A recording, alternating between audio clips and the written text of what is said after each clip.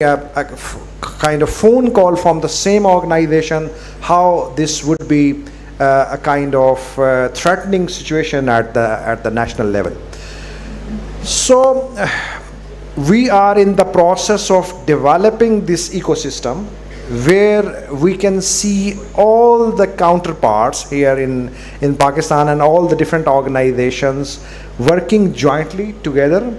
And I would really see and really appreciate the role of the private sector here, where all the private sector is going to be the partner of this whole Dr. ecosystem. I'm going to cut you here because I have another question around this, okay. and I'm going to go in more details on this. All right. So in your thing, you mentioned that NADRA is one of the largest stakeholders when it comes to the data of the public itself.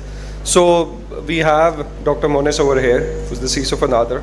Mones, how do you see the trends which are hitting the national database of users, and what is NADRA doing to protect around that? And plus, with all this cat and mouse, how you're ensuring the uptime of the systems? अगर इस पे कुछ आप बताना चाहें. Sure.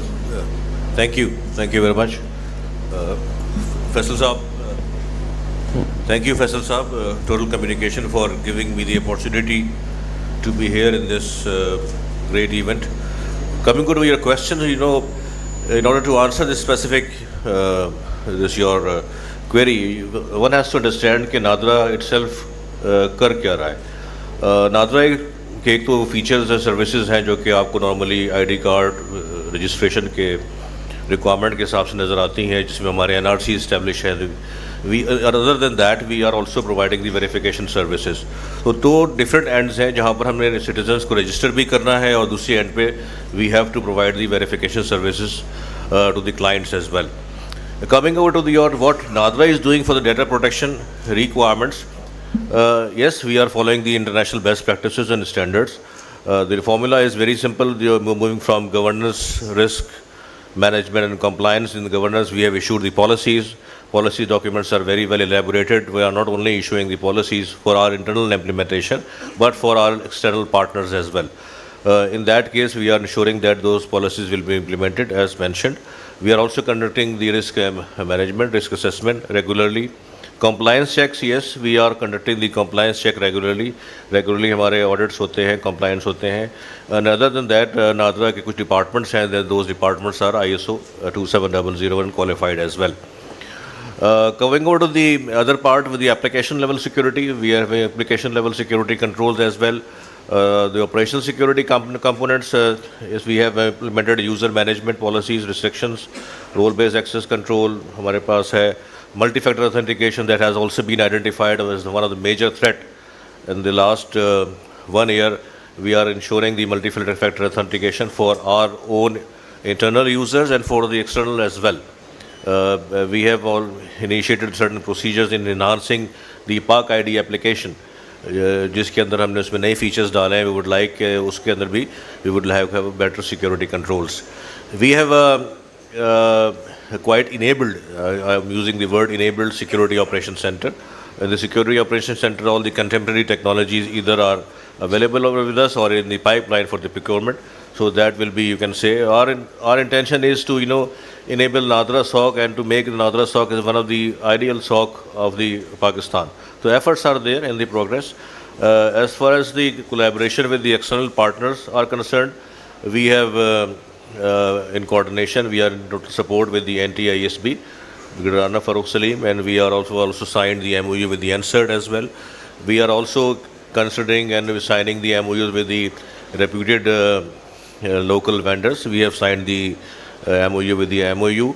Recently, we have also taken the initiative in terms of the data security and got the moving in the direction of the indigenous development process. We are also inclined towards making some collaboration with the academia, especially with the reputed industries, to encourage the youth there to work on some specific projects now related to NADRA in the domain of cyber security, identification, artificial intelligence and machine learning. So these are the few things which we are considering, and all these aspects are covered in the NADRA ordinance.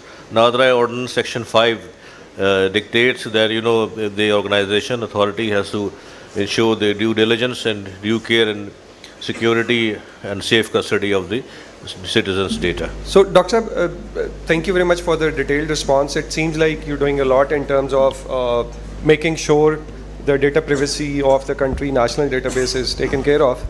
Now, moving on to the private sector, Asif Bhai is here. Asif Bhai, you represent one of the largest bank in Pakistan. And I would like to ask you, I mean, we have heard from what the government is doing. So what threats do you see in the private sector, right, from a financial perspective? And if you can just elaborate a little bit on that. My name is Asif Minai. I'm the Chief Information Security Officer for HBL. Been in the industry for about 29 years in multinational and government and private organizations. I think phishing as a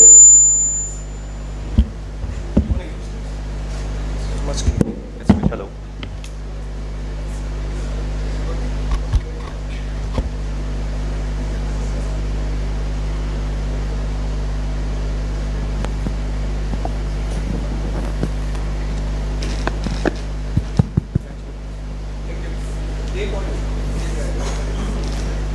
I think phishing is, as a lot of other speakers have focused on this as the biggest threat. And I think that's the uniqueness about phishing as a threat to our lives, is that it has a unique relevance with our professional and personal lives.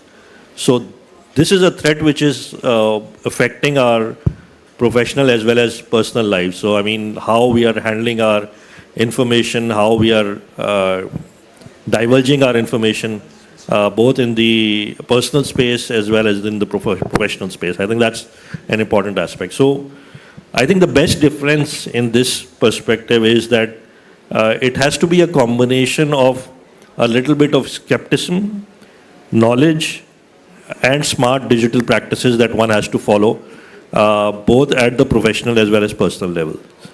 As far as the organizations are concerned, I think a few key points that we need to keep in mind from an organization perspective, and that is something that we have been focusing from a industry perspective as well, is obviously comprehensive employee training and awareness programs in this space, because phishing is something that has to have constant awareness mechanisms in place, both at the industry level as well as organization level as well as national level.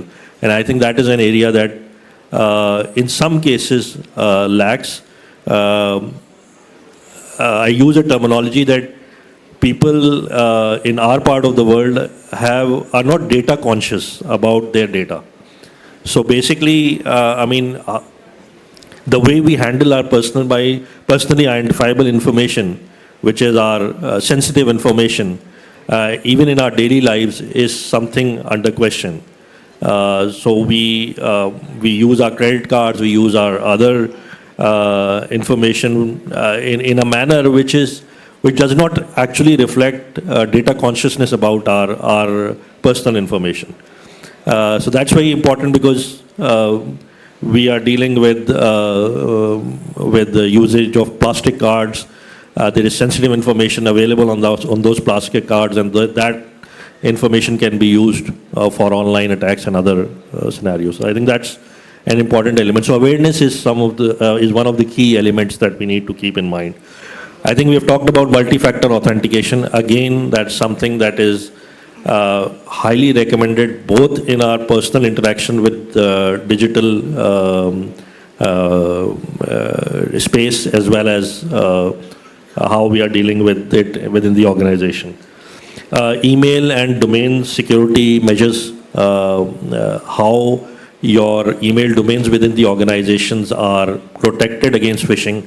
There are techniques to basically have a resilient platform in place. DMARC is one of the key technology elements that is emphasized within the organization for usage, especially in the Microsoft Exchange context. strengthen the access controls and permissioning, how we are dealing with information, how we are entitling people to certain information. So restricting information within the organization, sensitive information which can lead to phishing attacks in line with the job responsibilities of people. So limit that information somewhere around a concept of zero trust, where you basically give information on a strictly need-to-know basis. Phishing simulation is something that is very prevalent in organizations. So you actually simulate phishing exercises. You basically send those emails within the organization intentionally to gauge the awareness levels of the staff, to make sure that they are ready for such responses and how they are basically responding to such threats. And that is where it is very important to share those statistics within the organization to make people aware that how vulnerable they are in terms of this threat. So, Asif bhai, thank you very much for the detailed response. I'll move to Maaz bhai. Maaz bhai, the question I have for you is, because you have been in the industry for a long time, how do you see the attacks have evolved? Because give us an insight how the attacks were like 5 years ago and how the attacks are now. So how do you think the attacks have evolved, and what's the key difference you see in them? If you can just do your brief introduction for the audience as well. Thank you very much, Faisal. My name is Mohammad Maad, and I'm the CISO for Faisal Bank. The phishing attacks. If you allow me, can I use both the languages? It will be very easy to communicate.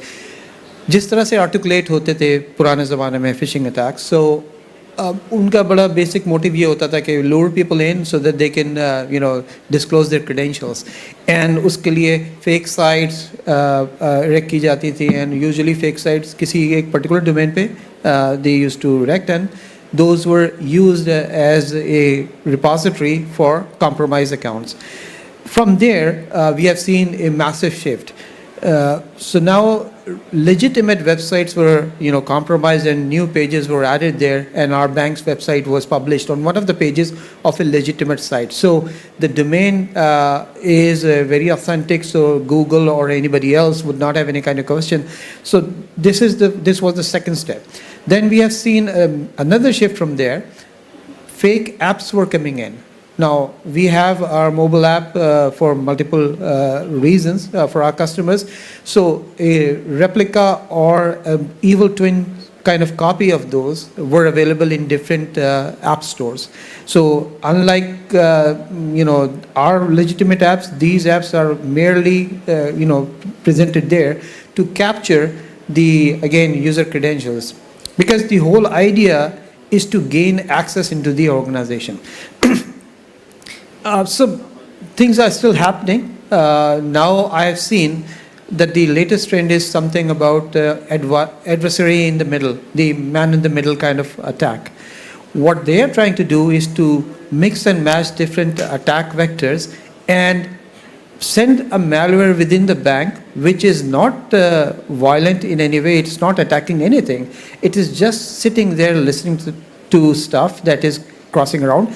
Like if I want to log into my domain controller, my domain ID is being captured, and that's it. It's not going to happen. It's not going to do anything. Then for applications and so on and so forth. From there, the BEC attack vector takes place, and these credentials are used to compromise my business email.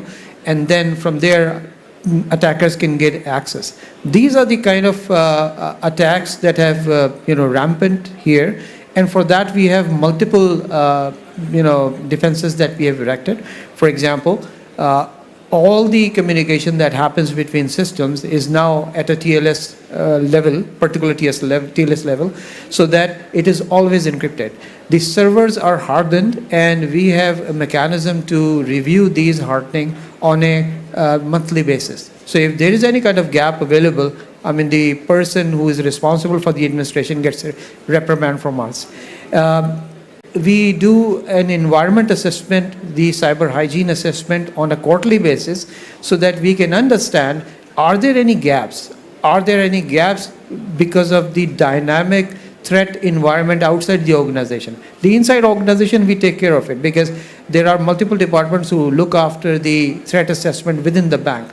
But from an outside perspective, what are the different threats that are luring out there which may have an impact on the bank system? So we can modify our controls and alter things accordingly. So this is what we are doing, sir. Thank you, Mat bhai. Moving on to Fahad. Fahad, I was going to ask you a lot about the controls, but Asif bhai has mentioned a lot of controls which the financial sector is already doing. In terms of the financial sector, where do you see the financial sector right now when it comes to readiness against such threats? So if you can just talk about where the financial sector you see right now and where would you like it to be? So if you can just talk a little more on that. Well, thank you for this question. Financial sector has matured a lot. If you compare it for the past, like last 5 years or 3 to 5 years, it has gone leaps and bounces. There has been lots of improvement in terms of technology, practices, and maturity as a whole. Now there is more collaborative and collaboration within the CISOs and within the industry. We talk a lot, we share a lot, and then we strategize for common goals as well. So there has been improvement in like I can say it's a multifaceted. We have improved in different segments from the technology sides. There has been lots of technology, like the theme of the today's session is cat and mouse. So with technology, it's constant cat and mouse thing with the technology stack as well. We have to constantly update and upgrade and change. So the financial sector has updated its technology for the past like 5 to 10 years. We start all of us we inducted SIEM a decade ago.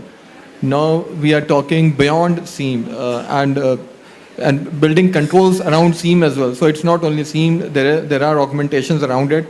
So with respect to that, when we talk to other industries, the financial sector kind of stands, it's like standing outside and looking others and maybe facilitating others as well. So to answer your question, our sector has matured a lot and it has to go beyond that as well. It's a learning curve. We are still moving ahead. And with this phishing thing, it's not only the phishing, it's spear phishing, and now maybe it's augmented through artificial intelligence as well. So our role is getting challenging day by day, and we have to update ourselves accordingly. Thank you, Fahad. Moving on to Jawad. So Jawad, Asif bhai talked about awareness. So what are you guys doing or the financial sector is doing when it comes to awareness? And do you see any benefits of running those awareness programs? If you can elaborate a little more on that. जी बिल्कुल. This is Jawad Khalid. Those who don't know me, I'm Chief InfoSec Officer in Askari Bank. Fellow panels ने काफ़ी हद तक इन चीज़ों को explain किया, but we are quite mature in financial industry. We used to have 3-tier strategy. एक तो हमारे learning portals हैं जिसके अंदर एक normal course of learning होती है. Once new employee induct, वो एक mandatory security का course लेता है. But we had seen कि usually जो हमारी practice में है कि यार course essential है, उसको जल्दी से कर लो, किसी से करा दिया, मुझसे करा दिया, किसी XYZ से करा दिया. Then we come across, हमने इसको भी curb किया, what we talk about phishing simulations. हमने phishing simulations भी run करना शुरू कर दी और but we have seen कि there's one thing, there is no patch to human element. You know, मैं वो words नहीं बोलना चाह रहा, but humans are unpredictable when it's come to their behavior and attitude. उसको भी curb करने की कोशिश की तो we just run to spear phishing. We are adopting 3-tier strategy to curb these phishing attacks internally, and more or less अगर आप phishing को outside देखें, it comes to the social engineering. Financial industry is taking its part mostly in awareing their consumers, customers in a mass level. We have conduct through radio hackathons, coming through electronic media, social media. We are running down the awareness, but still banking industry is facing fraud, scams and everything. But I think ये एक lesson learned है, strategies हैं जो कि हम adopt करते हैं अपने institution में, but still more to come. threats are evolving, AI augment कर रहा है इसको. जैसे बात की कि क्लोन ऐप्स थी, क्लोन वेबसाइट्स थी. Now it's with the help of AI ये अब आपको फ्रैक्शन ऑफ सेकंड्स में डुप्लीकेटेड या इवल ट्विन साइट्स बन जाती हैं. You have to augment your controls with AI as well. I think keep awareness going in your part. Awareness is a key. Keep on doing these things. ये आपको करना पड़ेगा, but इसको और तरीकों से. One more thing, हमने जब events आते हैं, जैसे 14 अगस्त आता है, जैसे ईद आती है, हम nearly कोशिश करते हैं, जैसे appraisals आते हैं, final bonuses आते हैं, इस तरह करके हम कोशिश करते हैं try to lure our employees in कि कितने लोग हमारी जो इन्होंने जो लर्निंग पोर्टल्स पे लर्निंग की है या फिशिंग सिमुलेशन पे जो लर्निंग की है, how come they are gauging their self. हम अपने आप को गेज करते हैं awareness index with a threat index. तो वी कम अक्रॉस के फिर भी एक लोगों का सिग्निफिकेंट नंबर आता है जो लोग उन लिंक्स पे क्लिक करते हैं. I think it's a war, it's a cat and mouse race going on. We have to हमें भी स्लीव्स अप करके काम करना है और आप सारों को भी समझना है कि ये जो चीज़ अब करने जा रहे हैं वो कितनी डैमेज कर सकती है इंस्टीट्यूशन को. थैंक यू जी मेरे part. Thank you, Jawad, for detailed info around awareness, because you talked about the human factor, which is always going to be there. Coming on to Arslan. Arslan, you represent Cisco, which is one of the leading company globally for security solutions. So my question to you is, what international trends do you see, and what is Cisco doing in order to prevent those attacks? Thank you. For those who don't know me, I'm the systems security systems architect with Cisco. I've been with Cisco like for 5 years. In terms of global trends, esteemed members, of course, have talked about what threats do they see, in their organizations. That's pretty much, that what we see as well. So, what I don't see a problem is that कि जी सारे security जो solutions बात के team members ने, they are providing security, but they're also generating a problem, which is basically alert fatigue. Like we have talked about probably 8 different solutions with 8 different security dashboards and with a very little team to monitor. So, and human factor की हमने बात की. So eventually, who are actually monitoring those dashboards? It's the humans, it's the people, right? So the likelihood that some security administrator or analyst sitting in front of a security dashboard missing some critical alerts, that's really probable, and that happens. So what how does Cisco solve that problem? We're talking about platform advantage. We're talking about integrating all the security controls, consolidating the security dashboards, and prioritizing those alerts, and bringing AI, because AI हम बहुत सुनते हैं, बात कर रहे हैं, but how can we leverage that, to automate a few of the scut work that we typically do, that we typically have security analysts do today. So we can basically automate. What Cisco is doing, providing the platform advantage. We have been the infrastructure security player for a very long time. Now we've actually invested in one of the biggest acquisitions that we did, Splunk. We are also very focused on XDR platform.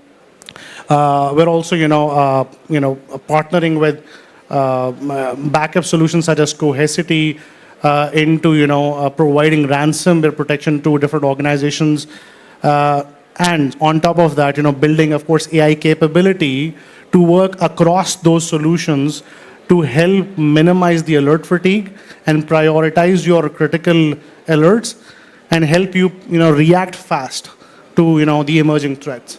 So thank you for Thanks, Arslan. So people standing at the back, guys, can you just lower the volume? And if you want to network, you guys can move out. There's ample space outside. Thank you. So I had to pass that message before we start. So coming back to Haider साहब, आप बात कर रहे थे collaboration की. I think I've already put in a question around that. The question which I'm going to put, so first we'll go on the government side. We'll request Haider Saab or Mona Saab to answer that. So what is government doing in terms of private public collaboration when it comes to security, and how do you think it can benefit? So the question is same for the panel on this side and for the financial sector, जो कि private sector को represent most probably कर रहा है. So if you can. All right. So first, let me wrap up the first point that I made. Let me break a good news to all of you. That has not happened up till now in Pakistan. Thank you.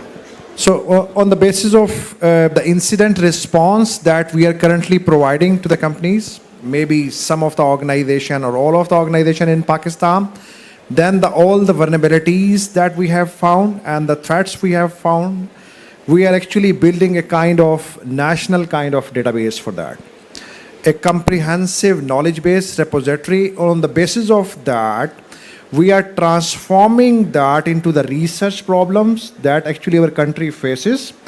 And this is going to be directed towards HEC and the universities in Pakistan so they can do research in that specific area.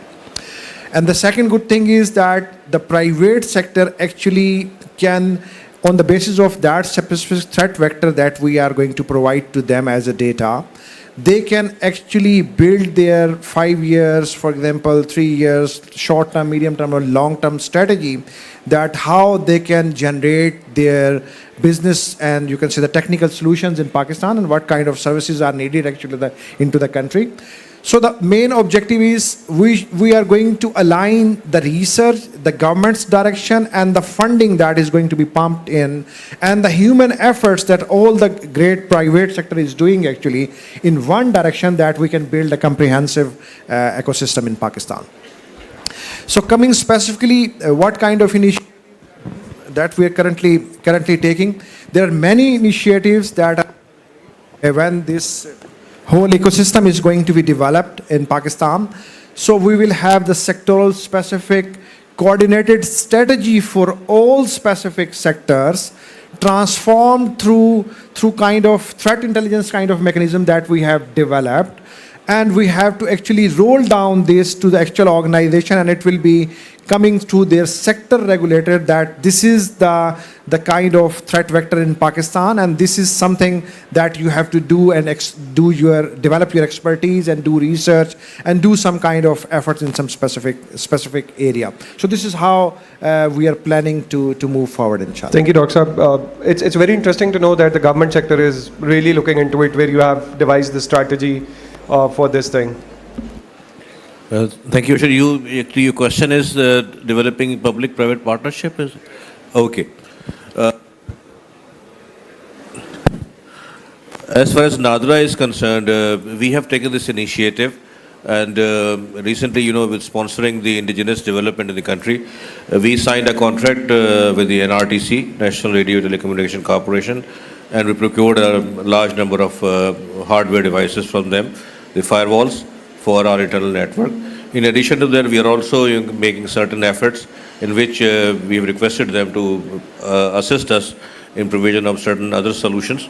So these are the few examples in which we are practically taking certain steps to encourage the local industry and support the indigenization at national level. In addition to that, as I mentioned before, as the support to the academia and research is concerned, NADRA is inclined towards developing a very comprehensive strategy and policy to encourage the universities, undergraduate and postgraduate students to practically contribute towards the NADRA's projects that relates to the identifiable informations, personal identifications, cybersecurity, artificial intelligence and other matters. I have personally conducted visits to various universities and I have shared my requirements with them, in which we have also requested them to nominate the talented youngsters for getting the internship in NADRA. They will be offering good internship. We will be having a program in which extended tenure internship will be offered. For example, 6-month internship that will be followed by a permanent job. So similarly, the other initiatives that are working on the projects of NADRA specific to supervisors are also being encouraged. So these are the few initiatives which we have started taking up to develop our young resources. Thank you, Dr. Saab. If we can have just one response, Madhbhai, you want to take the mic and talk about what private partnership is required in terms of security with the government sector. So that's the question. And how do you think it can benefit? I'm sure there's a collaboration between the banks, but this question is more around between public and private partners. Faisal bhai, I just need 30 seconds. Ji. One important point that I missed actually, National CERT is going to accredit the private organizations in Pakistan, the private sector, in terms of compliance, plus in terms of auditing. So these private sectors will going to join hand with the public sector, like the National CERT, and going to perform the compliance and the auditing of the all organization in Pakistan. Madhbhai, over to you. Thank you very Dr. much. Like from a perspective of public and private partnership, yes, a lot has been done at the National CERT and NADRA organizations where we are providing, advisories and all. But I think the most impacting sort of activity that would be done is awareness. So if we tried this before, and from the platform of PPA, a very robust campaign was advertised on television, radio, and on the print media as well, to raise awareness about phishing, about scams, about social engineering and all. So we can start from there. This is what is the need of the day, because my point was when you were talking about awareness and all, general awareness in the country of citizens is not that much. And usually what happens is that the scams that are being taking place are for people who don't operate their accounts, or they don't even know they have accounts. So this is one of the areas where we do that.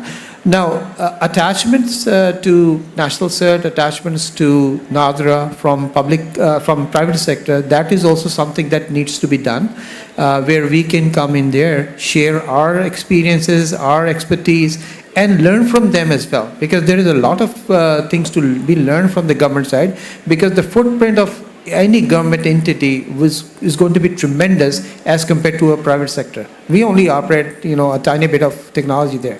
So this is how I think is going to, progress further. Thank you, Madhbhai. Dr. Saab might have noted this point down, which you have said, and maybe you guys can meet later and discuss how you can take it further. So does any of the panelists want to add anything before we can open to the floor and ask a couple of questions before we end the session? Anything anyone wants to add from the side? I think we can go for the audience to make some questions. I think Matsab has rightly said that collaboration उस level पे होनी चाहिए, mass level पे awareness की एक lackness तो ज़रूर है, but we feel that actually as well. वो जितना government side से और private side से जितनी collaboration होगी वो उतना अच्छा होगा for the country as well. I think we can go for the audience to take the questions. I think, Ashar, I'll just add one point to the public-private partnership. Haider Saab has elaborated on some of the steps that they are taking. I think a more consultative kind of an approach would help more in this space, because I think with sharing of experiences at their level as well as the industry level, I think if we can collectively approach this challenge rather than having a more auditing kind of an approach, because then that puts people on defensive. I think that's something that I would I just like think to add. both spot on feedback hai from Asit Saab कि actually this kind of things are doing in a consultative way. वो दूसरे इन पे वो हम लोग defensive side पे ज़्यादा होते हैं. बिल्कुल ठीक है. So we'll open the floor to the audience. Couple of questions. If anyone has a question, they can raise the hand and someone will bring the mic to you. So that's great. Oh, there's a question over there. Mic pass करते हैं. You can take it from here.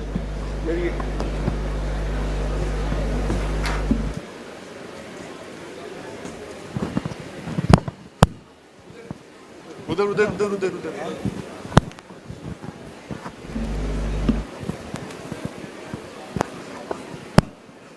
Assalamu alaikum. I am Air Commodore Faizi. I worked as cyber warfare director. I worked as director cyber warfare a decade ago, and left my job as assistant chief network centric warfare. I just had a question because we have in the panel all the think tanks of individual organizations. Awareness campaigns like banking sector is doing fantastically good, because I could see one message every day from my banks, especially for the awareness. Coming to NADRA and CERT, it is basically for general public awareness. Really, we have a shortfall. Like NADRA, you can see copies of ID cards loaded on the net, and that could be fabricated also, and data can be used for different purpose. मुझसे कहा जाता है कि जी आप अपना ID card भिजवा दें मुझे, मैं आपका प्रोसेस कर लूँगा. दुनिया में आईडी कार्ड्स की कॉपीज़ कहीं नहीं इस्तेमाल होती, नंबर इस्तेमाल होता है. नंबर इस्तेमाल होता है का मतलब ये है कि बैक एंड पे सिस्टम्स इंटीग्रेटेड होते हैं, फ्रंट एंड से आपको आईडी कार्ड की रिक्वायरमेंट नहीं होती. So are we doing anything to facilitate these different departments that also lie within government, कि आपस में इंफॉर्मेशन शेयरिंग हो, सिर्फ नंबर ही इस्तेमाल किया जाए बजाय इसके कि कंप्लीट आईडी कार्ड की कॉपीज डिस्ट्रीब्यूट हो रही हैं पूरे पाकिस्तान में. So I think that's more to do with policy, and maybe Dr. Mones would be the right person to answer that question. Thank you, sir. Thank you for asking a question. Just for the information of the House, there is a project called as D Project, Digital Economic Enhancement Project of Pakistan, that has been initiated, and that will address most of your concerns. That will provide the digital identity to every individual. So the use of unwavered or uncontrolled use of NIC cards would be addressed in that particular case. As far as the responsibility of the NADRA in that particular D project is concerned, NADRA has assigned the task to establish the digital identity of every individual and to provide the data exchange layer. The digital identity would be the identity of the individuals, and data exchange layer would be the highway and the pathway from which the various sectors in which the ID card would be required for verification or any purposes would be utilized and would be connected. So ये एक automatic process है जो कि identify हो जाएगा. Yes, your concern is quite genuine as far as the generating public awareness on uncontrolled use of NADRA, or we can say the ID cards. We have tried our best that to just generate the awareness in which senseless sharing of ID cards should be avoided. ये एक ऐसा case है जो कि नादरों को बहुत बुरी तरह हर्ट भी करता है. In terms के data loss, कि mostly you see nowadays every week I receive the alert from my CTI team that somebody has popped up on the dark web and they are selling the NADRA's data. So we have done certain works. I'm sorry I'm taking up time, but it's very important part. That if I see myself, I consider my personally identifiable information, which I considered as a private, to how many sectors I have provided this information. NADRA is only restoring your 46 parametric information, and I'm sure most of you, including myself, has shared more than 40 different fields of information to many other departments. Our employers, the utility service providers, the education institutions of ourselves and kids, insurance companies, everybody. And we have provided them willingly, and the security arrangements of those firms which are collecting our data is not that up to the standard, which ensure due security to be accorded to the data. The data actually got lost from those resources, and they piled up, and finally formulate into a form that could be considered as the data is lost from the NADRA. So just to identify that these are the few things which you, in response to your question, sir. So as far as the general public awareness is concerned, National CERT has launched many programs targeting all the age groups. So in Pakistan, the elderly people, the school going, we have signed MOU with the UNICEF, and with the help of UNICEF we have launched the Child Online Protection Program for the children. For the youngster we have already launched, for the elderly people, and we are using all the mediums, the SMS, the social media, and even we are going to start the soon we are going to start the TV commercials and campaigns for that also, inshallah. So soon you will see that there will be a huge change in terms of awareness. We have already taken on board HEC and all the other private sector and public sector organizations to help us, because we have a limited capability and resources. We have asked for their support so we can launch this at the national level, a kind of generalized awareness program for all the sectors in Pakistan. Thank you, Dr. Saab. I think we're out of time. The panelists are going to be here. While you're networking, just reach out to them. I would like to thank all our panelists to be part of this interesting discussion and sharing their great experiences. Thank you very much.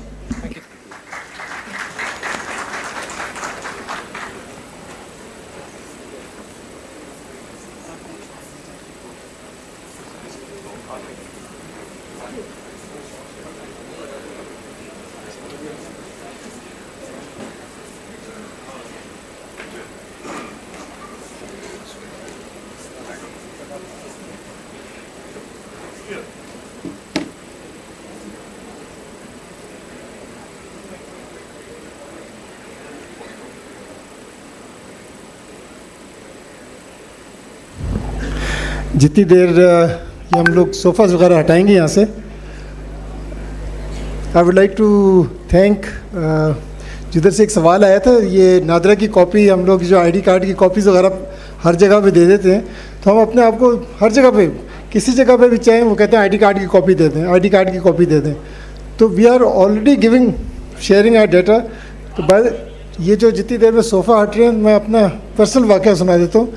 In one of the Emirates, UAE, I applied for a driving license and I was told कि आपका license cancel हो गया, नहीं बन सकता।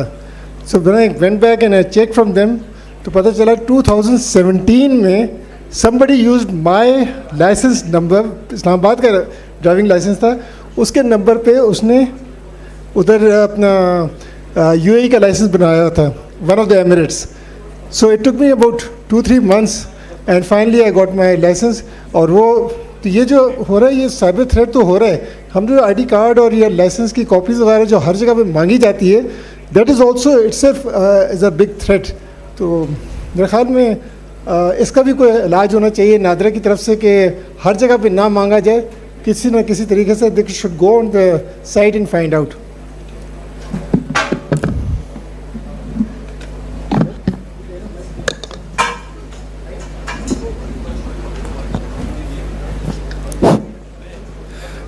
ये जो पीछे खड़े हैं, प्लीज़ आप लोगों से रिक्वेस्ट है कि अगर आप लोगों ने नेटवर्किंग करनी है तो या तो बाहर जाके कर लें, या लंच टाइम में आपको 1 घंटा देंगे, उसमें आप लंच भी करें और नेटवर्किंग भी करें, क्योंकि आप लोगों की जो आवाज़ें हैं, बातचीत करते हैं तो इधर बहुत ज़्यादा डिस्टर्बेंस होती है, आगे बहुत प्लीज़ एक्सक्यूज़ मी,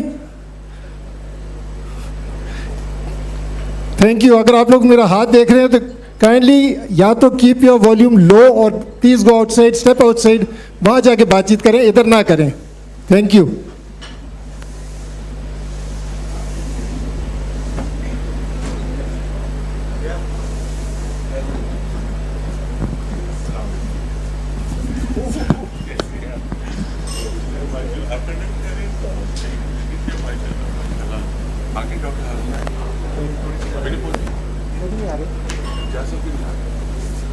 हारून उनकी जगह तो आई है डॉक्टर। अच्छा पता है मुझे तो उससे बताया। अच्छा हाँ वो आई उनका अगला है।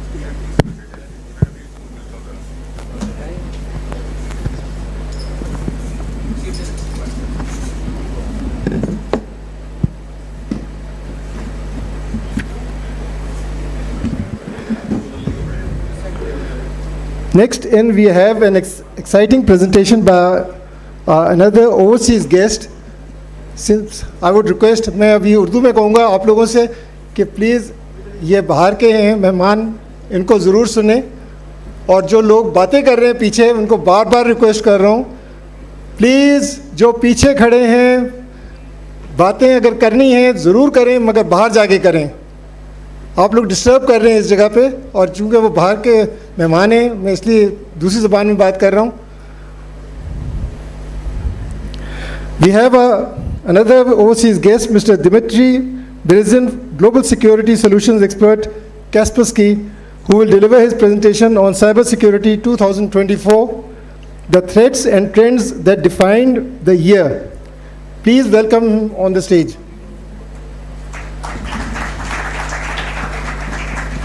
Thanks a lot for this very nice introduction, and it is glad to see so many nice faces today on this big CTI event. So today we will talk more about the cyber threats that are targeting the Pakistan, because we see that the threat landscape is changing, and it is changing quite rapidly.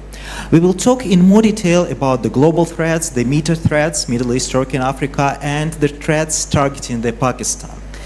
If we are talking about previous background, I was working in Kaspersky for the last 5 years, so whenever you have any questions regarding our products or services, just let me know after these events, and we will exchange the business cards and continue the discussions one by one.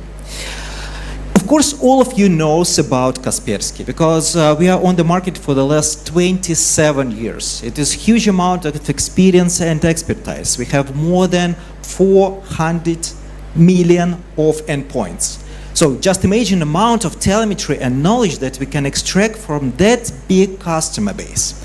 All of this is actually helping us to make sure that we are not missing any kind of threats. That we have the right team members that can identify both commodity and APT attacks. So for example, we have quite a big team called Global Research and Analysis Team, great team. These people are focusing on the major crimeware and APT groups. We are pushing more for the quality of our services. We are implementing new type of solutions. We have user profiling models. We have user behavior models. We are implementing the artificial intelligence on multiple levels. For example, our expert services team is embedding the artificial intelligence in order to identify the false positives that may come through the managed detection and response service. So we actually automate the first level of defense, the first level of analysts that are able to identify the false positive and false negative and real cybersecurity incidents with the quality of the human being. So this is the way of technologies that we are talking about. And of course, when we are talking about the real information that we see globally, during the last year we received almost 500 million of alerts and incidents from our global network. Just imagine the amount of information that you need to proceed in order to identify all of these different threat actors, all of these ransomware attacks, backdoors, identify the malware. You know, like all of these kind of things is happening globally, but we find out that half of the top 10 countries that is targeted these days are related to the Middle East, and one of them is Pakistan. So just imagine the amount of information that you're receiving here from the regional level. Of course, we are able to process this information in the right way. We are analyzing it using the spawn traps. We are analyzing it with our botnet monitoring solutions. We are analyzing it based on information from our endpoints. We're doing our own research and investigations for the major cybersecurity attacks. And actually, we are helping our customers to respond to these attacks as well. So we have our global emergency response team that is operating in Pakistan as well. And by the way, we have over here the technical support, we have pre-sales and sales managers. So like we invest heavily in this country. Of course, if you are talking about day-to-day operations, we need to make sure that everything is working the smooth way and everything is automated as much as possible. Because as part of the threat intelligence, as part of the security operation centers, as part of the cyber defense capabilities, we need to make sure that everything is working the right way. So that is why, for example, we are receiving 500,000 of different malware samples daily. Like daily, 500,000 examples of the files. And 99% of them are processed automatically. So this is the high level of automation based on our machine learning algorithms, based on multiple patterns that we have in place in order to identify the commodity and the threats. And of course, we are tracking different type of APT groups that we will talk a little.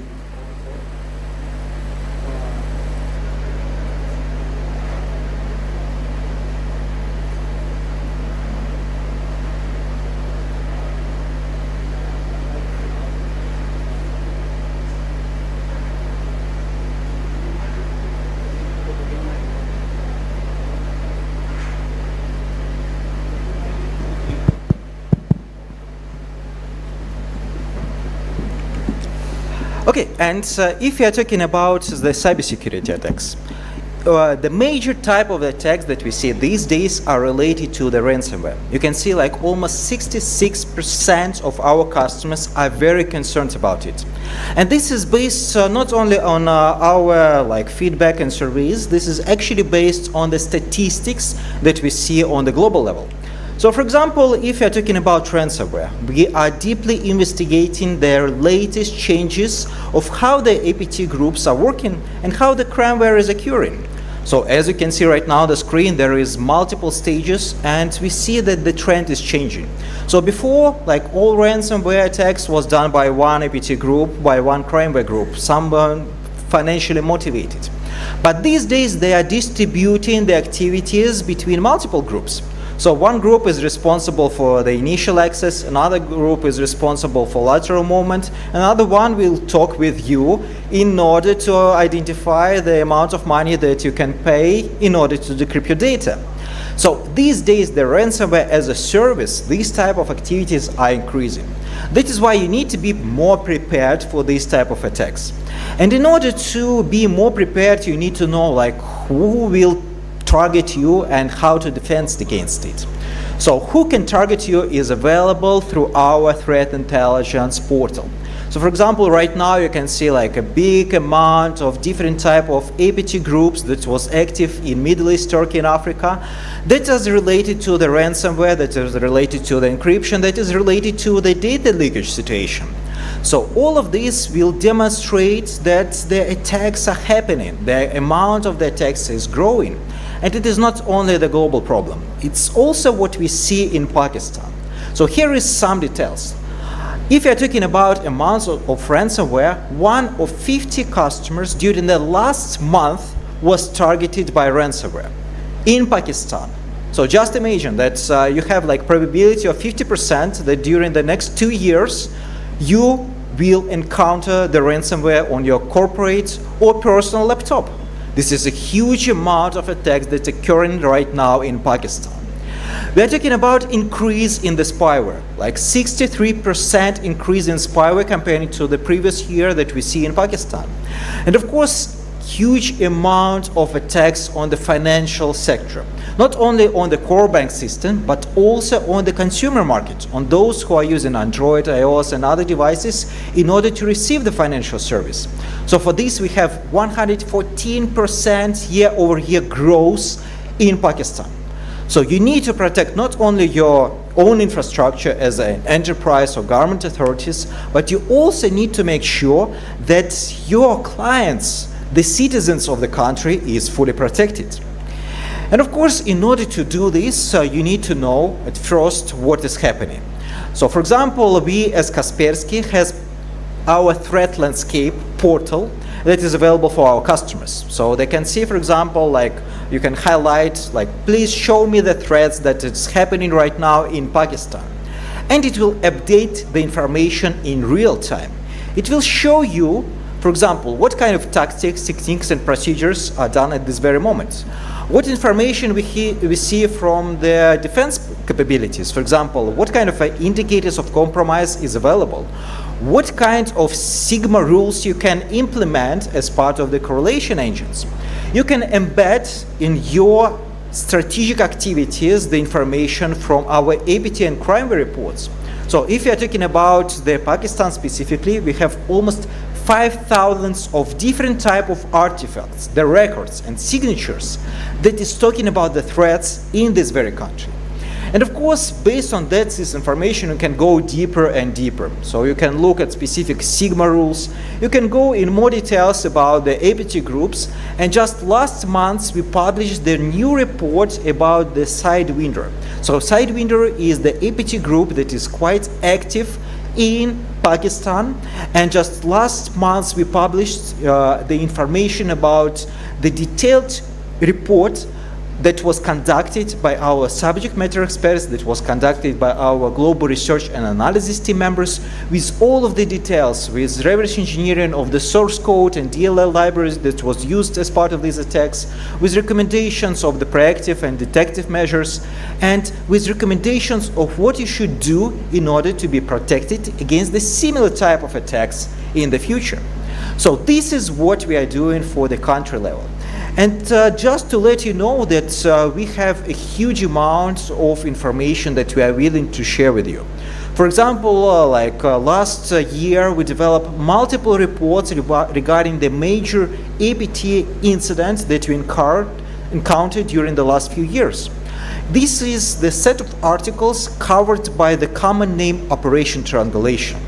It was very sophisticated type of the incidents because we are talking about the zero human interaction attack. So you do not need to click any links, you do not need to open any files, you do not need to do anything. Just at night, if you have mobile phone, for example, iOS, you receive the message and you are fully compromised. So no human interaction is required. The hackers was using 4 zero-day vulnerabilities in order to make this done in the most sophisticated way. So it was almost impossible to track these activities. It was almost impossible to see that anything is going on.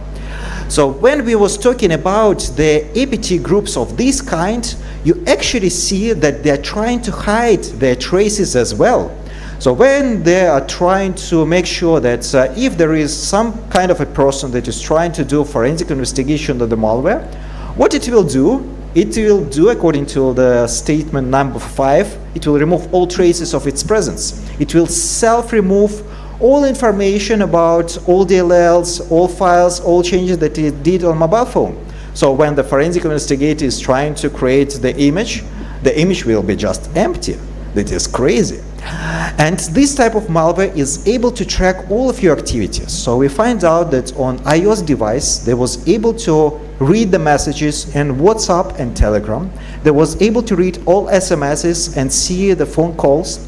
They was able to record the audio. So everything that is happening between you or like on some kind of a business communication, like if you have the mobile phone with you, it will be recorded. This is just crazy. So this is the type of the APT groups that we are tracking, and we developed the major and more detailed reports regarding this APT attack last year. So all of this information is available for our customers. We are sharing it with the national SOC, we are sharing it with financial certs and with other government authorities in order to provide the better protection on the country level. And of course, when we're talking about these kind of activities, we need to think about proactive measures, because it's good to know what can happen, but how you should protect against this. So what kind of measures should be put when we're talking about like initial access that was done by the hackers? What should be done in order to identify the escalation of privileges and lateral movement? What should be done in order to limit the impact that will occur from, for example, encryption of the data or from the ransomware that may happen in place? So in order to do this, we also implement a lot of recommendations. So if we zoom in at the bottom of the slides, we can see a lot of details of how protection can be done the right way. So we're talking about reducing of the attack surface. For example, when we're talking about like publicly available websites, the business-to-business applications that can be done and can be accessed not only from the audience that it is expected, but from the hackers as well. We're talking about providing the better protection from defense in depth approach on network security, on endpoint level. We're talking about providing the better protection and behavioral analytics related to the users that are working on web applications, that are users that are working with the databases. And of course, we are talking about the general awareness about what security is about for non-technical team members. Because during the phishing attacks, during the password spreading attacks, during other type of attacks, in a lot of cases, the target is not cybersecurity department. The target is your usual employee who has no idea how security is looking like. So that is why we are having in Kaspersky a dedicated awareness platform with quizzes, with videos, with tests, with different type of knowledge in a way of the presentations and videos to train your non-technical team members of what is the email security, what is password security, what is web security, and how to protect your mobile devices to the best level. So this is what we are doing, not only for the subject matter experts, but also for the common audience. And if you're talking as a summary for the topics related to the threat intelligence, I would like to tell that we are supporting the major government authorities and the major national level projects, so that the communication about the sharing of the threat intelligence will be made in the most smooth and nice way. So from the point of view of the consultancy, we can create for you, for the enterprises and government authorities, we can create for you the cyber threat intelligence framework. This is very sophisticated framework with almost 40 different type of documents that is covering all stages of data analysis and dissemination and lessons learned activities related to how to handle the technical and non-technical threat intelligence data. Of course, we will support you with the threat intelligence training. We will support you with threat intelligence technologies, with our threat intelligence portal, with our research sandbox, with the threat attribution engine, and with a lot of other things. And of course, in order to be more protected against different type of threats, we will tell you what is available about your employees on the dark web and what kind of attack surface we can see from the point of view of available resources from the internet. So as part of the digital footprint intelligence service, we will notify you immediately whenever we find out any suspicious about dark web discussions about your organization in place. So this is what we are doing, and actually this is the last slide of my presentation. So I would like to thank you all for nice event that was arranged for today in Pakistan, and wish you the best time with other speakers. Thank you and have a nice day.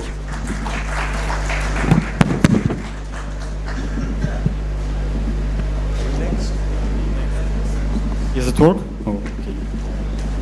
Kind of backup. Okay, let's change the PowerPoint.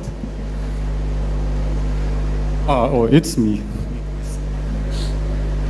Thank you, Mr. Dimitri. Now I'm pleased to invite our next overseas speaker, Mr. Artem Smirnov, Head of Pre-Sales Engineers from Zecuron. He has flown in from Russia. He will deliver his presentation on comprehensive insider threat prevention strategies and solution. जो पीछे खड़े हैं please अपनी आवाज़ थोड़ी कम रखें.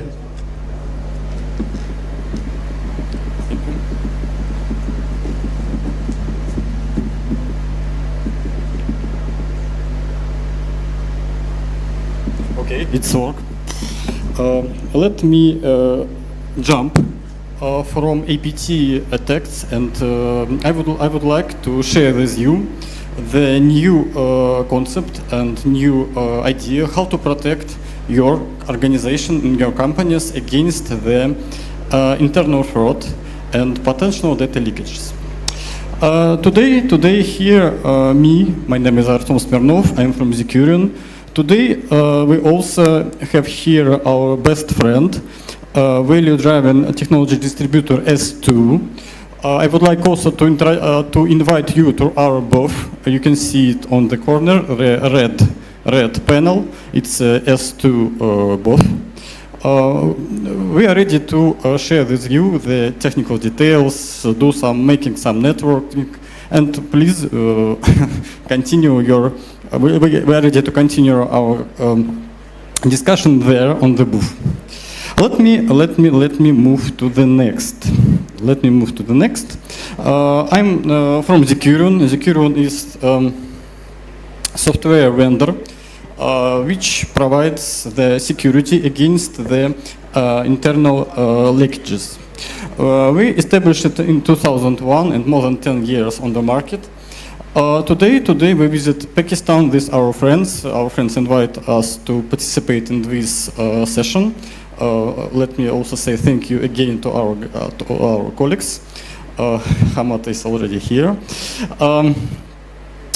Our solution recognized by Gartner, IDC, Forrester, Redicati, and other marketing firms.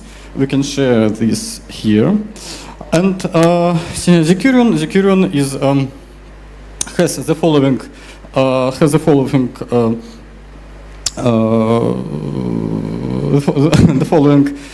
marks. You can see that we are ready to distribute, and we are ready to provide the following products, the following solutions. The first and main is data loss prevention. This is a software-based solution to prevent leakages and to stop potential losses, data losses on your end.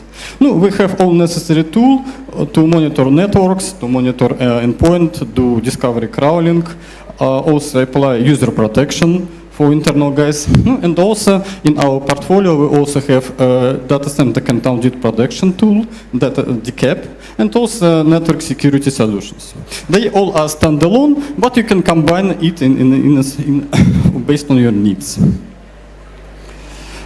Here it is, this picture represents the Zikurion background. We started in 2001, and years we developed our solution landscape.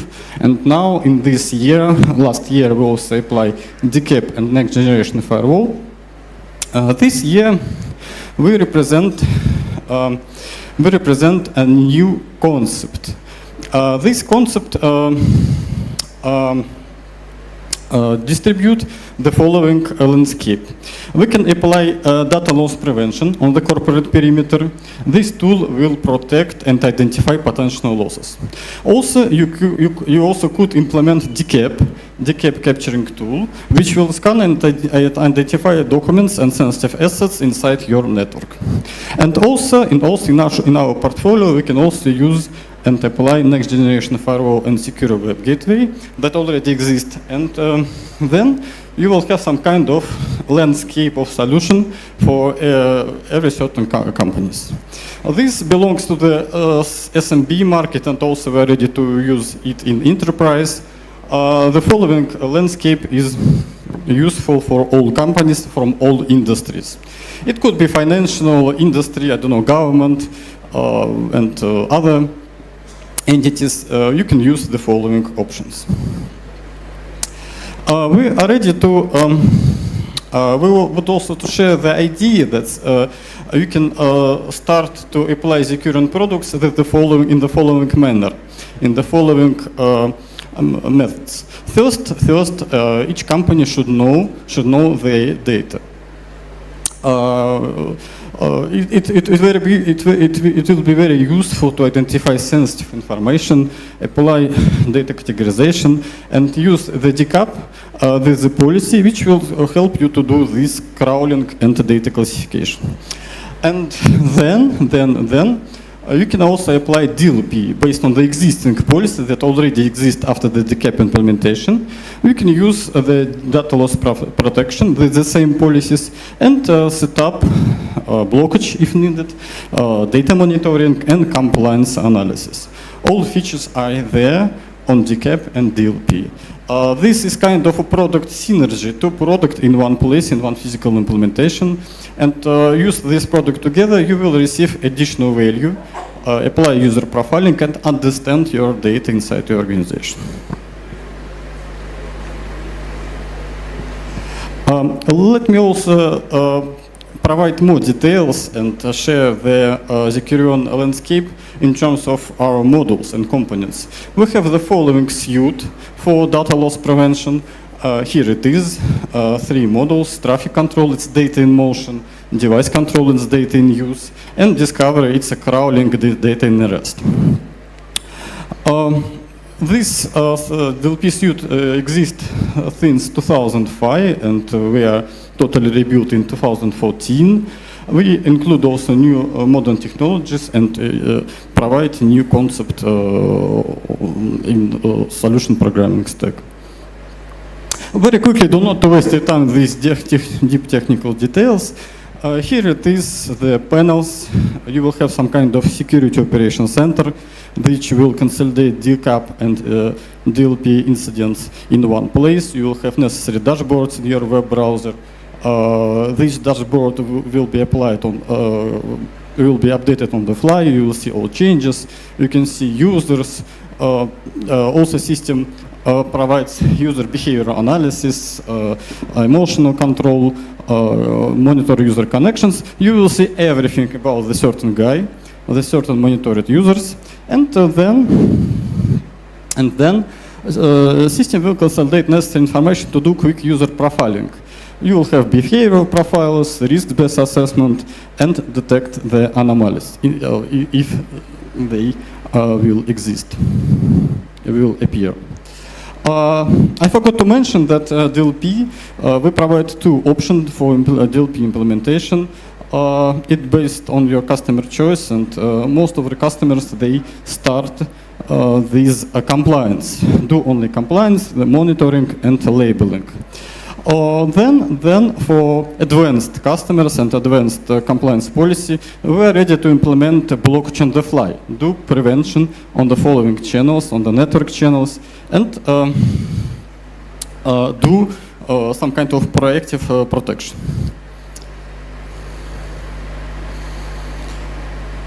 Besides that, also every particular user in your organization area could be monitored. You will see the following tool to do quick user monitoring, keyboard recordings, workspace screenshots, web camera recordings.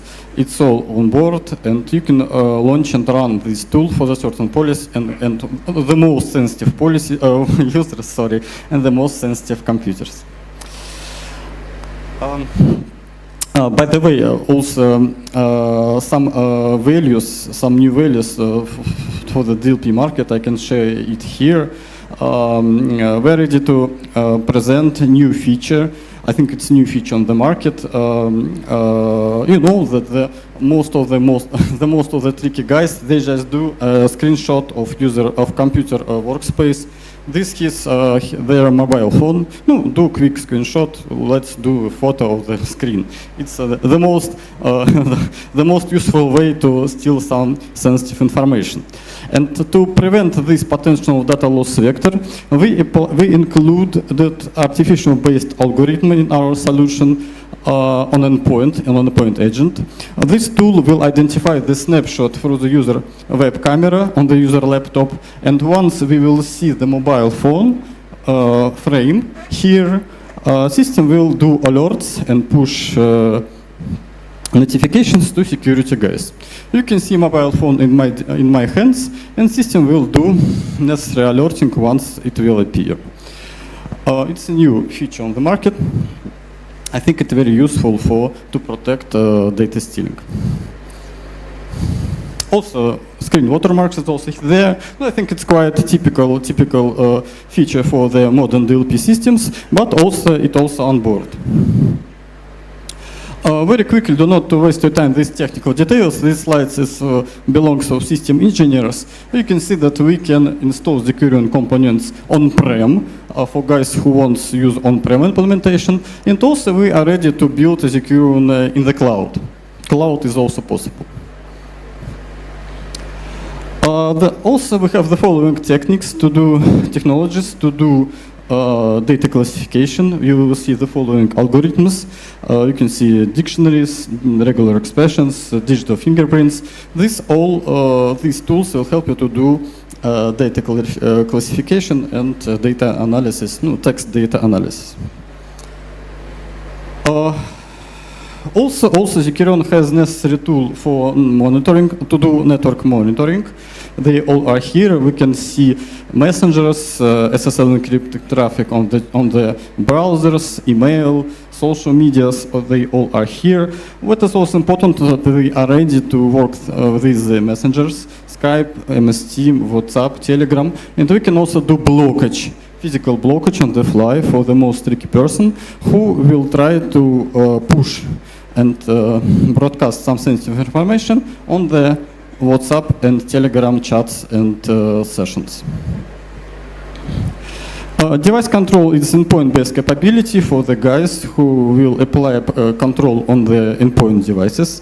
The following tool we have on endpoint. What is also important, file encryption, deep user monitoring, the tool which will help you to do and investigate your user behavior on the certain computer. Discovery is the last module in Zecurion suite. It's just to do quick crawling of sensitive information in your network. You will see the option to scan network drives, share folders, local computers, and see what is happening on a certain workstation. I will skip.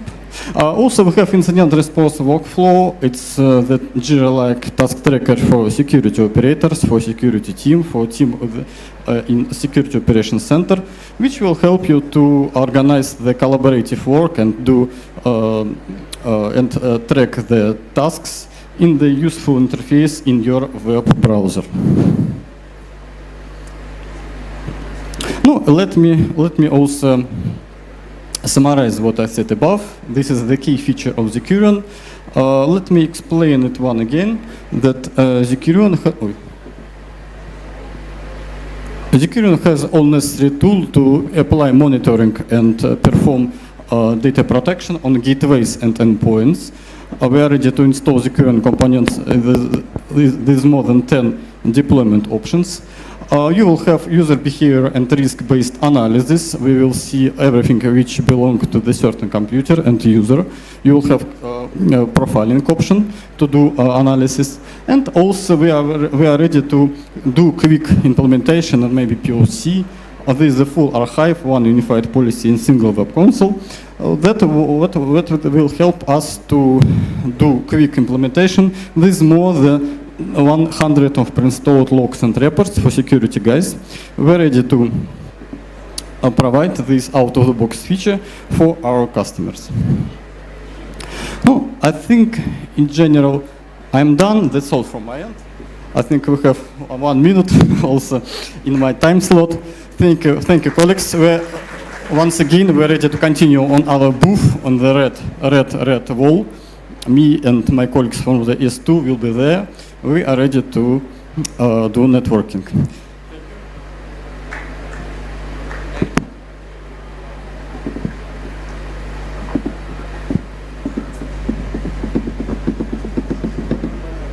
Thank you.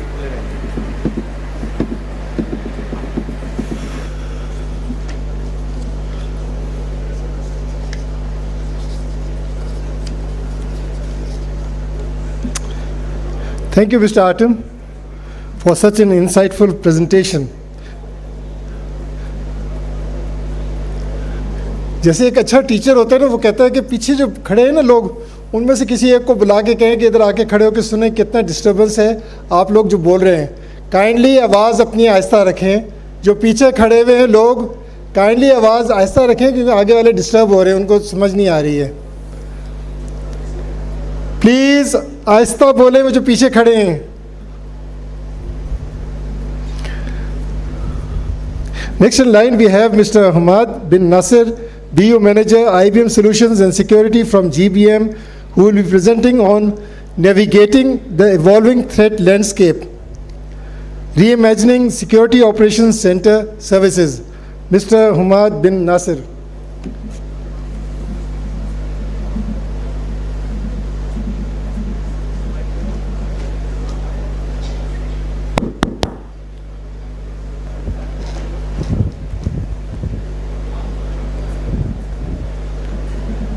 Assalamu alaikum ji. Am I audible at the back?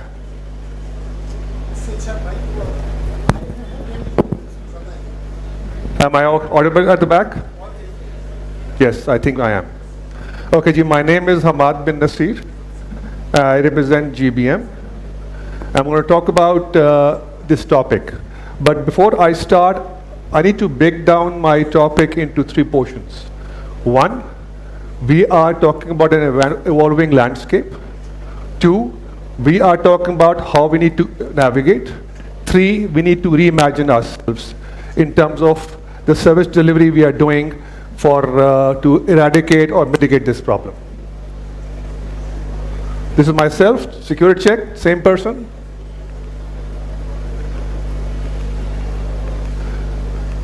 This is our agenda for this afternoon.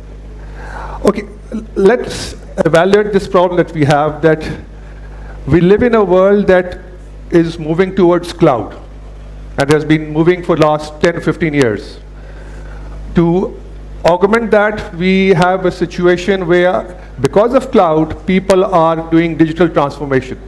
Fine. People need to grow. They need to transform digitally because that's the only way forward. 3, we have a spanner on all of this, by the name of AI. So you club all of these, we have a concoction which is dangerous to a certain extent, that if it is used properly, it is fine, but you tend to have people who are using it for their own benefit and for the benefit of their own in terms of cybersecurity threats. So the agenda that where we could talk about starting with the threat landscape is going, just remember the 3 points that I mentioned, evolving threat landscape, navigation, and reimagining. So I'm going to come back on this. I have a storyboard in terms of how we're going to talk about. So,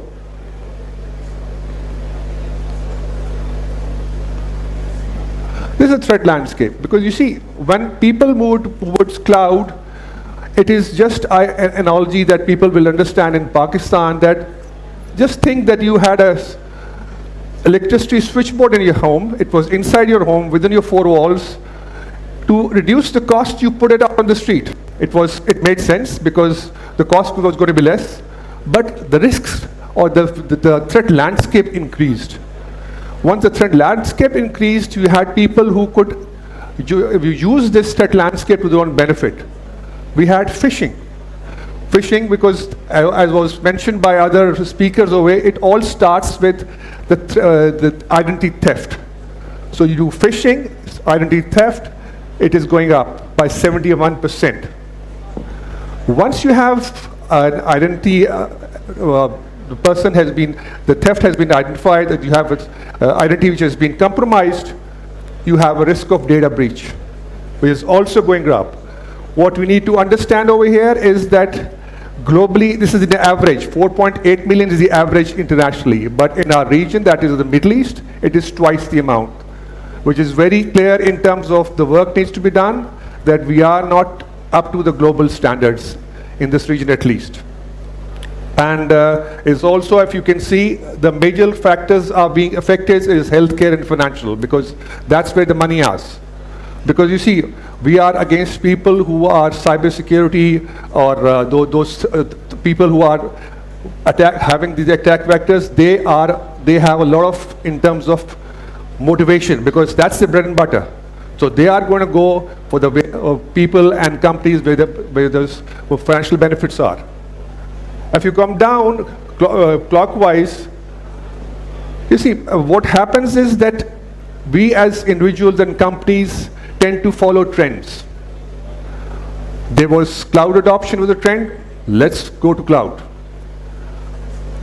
Without thinking that if you do lift and shift, you are reducing your cost or TCO or whatever, but you are increasing your threat landscape. You're exposing yourself, because previously you were on-prem, secure, but now you're not. So if you are not configured properly on a cloud, then you are compromised, or you can be compromised. So because of that lift and shift or following a trend philosophy, this has been happening, and that is one of the main causes that the cybersecurity threats are increasing. And the last point is that because of all of these things, of identity thefts, data breaches, of cloud misconfigurations, the cloud intrusions is going up.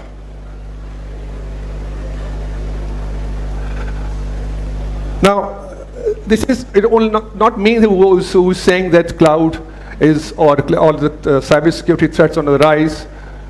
The global people who are framing these agreements, who are setting up networks, setting up frameworks for all this, they are addressing this, and they're realizing this, that there is an issue at hand. We as all the companies, even though are investing, but the attacks are increasing and at times exponentially in certain industries. So something needs to be done. We are not doing something that we need to do to stop these things. We are not addressing this problem in a manner it is supposed to be, or maybe not understanding the problem. So that is why you see all of these have coming up different, or they are upgrading themselves into new versions. NIST, of course, is for multiple or cross industry. PCI CSS is for banks and financial sector, and you have MITRE. MITRE is it is unique in a sense that if you can see, they have released a models specifically for AI. So they at least have addressed one of the issues and one of the threat vectors that is causing all of this issue, AI. They have a framework for AI, for people who want to go AI way or want to have AI in their environment. In our industry, people are following these frameworks, but they have their own relevant, their local flavors as well, like Dubai Electronics, Abu Dhabi, UAE in general, and banks in Saudi Arabia.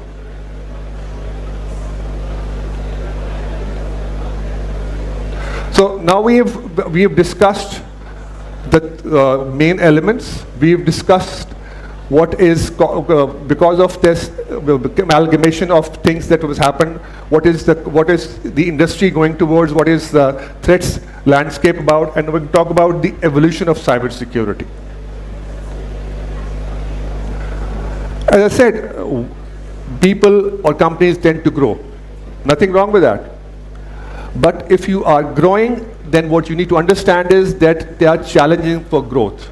They are growth pains. You have to address them as well. If you want to go cloud way, as I said, if you do not have an application which is just cloud native, if you have not containerized your application, you're in for a surprise. People are talking about that companies in Pakistan not being attacked. Maybe they're not interested. Maybe they're not worth the while. Because you see, the threats that we have, the people who are doing this, they are doing this at will at times. They are doing it because we, as companies, we're not ready. We have adopted solutions, but we have not adopted a practice. I think everybody can just put their hand in the pocket and find you have a mobile phone. Mobile phone most probably has your mobile banking. You probably have your corporate email account also. So you're probably authorizing things on the phone also. So you have multiple identities on a single platform, which is the mobile. And previously, once we were on a centralized environment, the good old days when such things were not there, there was a single place where all identity and access management could be managed. But now it's not possible. Your mobile phone has a different identity access management platform. Your corporate bank, your email has a different identity access platform. If it is not managed properly, you are in for a surprise because, as I said, the first step towards cybersecurity threat is the loss of your identity, your email. So you need, if you're not adopting identity access as a service or certain things which are closer to that, then you are in for a surprise.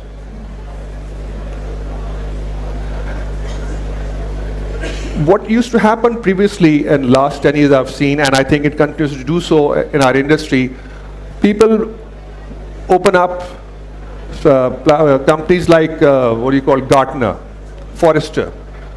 Who is the best in this SIEM area? Who is the best in databases? Best of the breed. Buy. What happens by virtue of that? That average you have 15 to 20 vendors in your place. Fine, nothing wrong with that. But you have multiple islands in your companies. You have multiple applications in your companies, which needs to be integrated. Yes, right now all the applications or all the industry platforms, they conform to industry standards, so APIs are open. Yes, you can integrate, but the effort needs to be done. At times it's not done. So vendor consolidation is one of the key areas and the key causes of the increase in cybersecurity threats, because you are the multiple elements which can be caused to intrude in your company are not talking to each other. The data that you have is not enriched. And last, since you are on the cloud, you are exposed, the exposure has not been managed properly. You have taken the big step of doing the digital transformation, but you have not taken the steps which are appropriate for that transformation. You have not adopted to the growth pains. You have not managed yourself properly. The key words that we need to have, that exposure access management service, EXAM is not being done. Digital response management service is not done. And one thing which came up recently after COVID, that people tend to work from home. So previously you used to have your corporate network within the corporate side, but now it's being extended to your home. So if the CASM is not being implemented, you are exposed. Now, relate all of these elements that I mentioned to a timeline. Y-axis, of course, is the timeline. Sorry, x-axis is the timeline, and y-axis is the percentage of market penetration. I think it is no brainer in terms of what is being more penetrative, but more important is which thing is on the rise. As you can see, the cloud adoption is going to plateau at certain level. But vendor consolidation, exposure management, and distributed identity and access management is on the rise. So we need to keep an eye on all these factors because they are going to be key in telling us or exposing us or causing us loss to the company.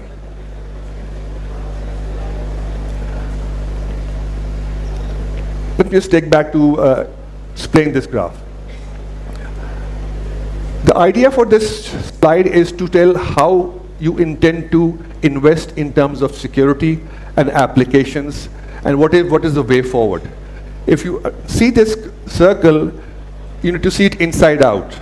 The yellow is you need it now, and if you move further, it is going to distant area. So if you can see in the top right is always an eye test. The yellow is from 0 to 1 year, white is 1 to 3, gray is 3 to 6, and 6 to 8. And if you see, the mask is in terms of the importance of that.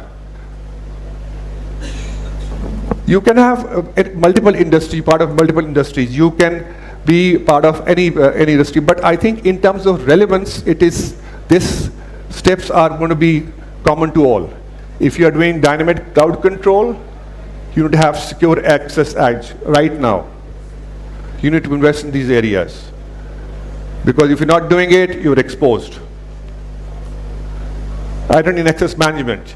You need to have advanced behavioral, I think it was mentioned by one of the speakers, they need to see the behavior of the identity. If it is being logged at a particular time, it needs to be logged. If it is not following a pattern, there's something wrong. Vendor consolidation, I think it's a no-brainer, already mentioned. One thing that you need to do is that you need to have cyber security measures, CSMA. You need to have a CSMA implemented so that all applications, all devices that you have, that talk to each other. Because nothing can be more important, because right now, if your device or your data that you have not integrated, the data you have is useless. So even if you have AI implemented, if you do not have integrated data, data is of no value. It has to be augmented. Last but not the least, exposure management. That's the key. It's the red, I think it needs to be in the red. You need to manage your exposure. Because the more we go digital, the more we go cloud, the more we're exposed. We can't avoid it because we need to grow, but we need to grow in a proper way, in a way that it is addressed. Okay, now what we did was that in terms of our experience, we as GBM, we did not just talk about these things. We took this step seriously. We put our money where the mouth was. We invested in technology which could allow us to do all of these things. I think I'm out of time, so I'm going to rush. What we did was that we implemented an AI-based platform, which is Codot, and we implemented all of these technologies so that it can be addressed properly.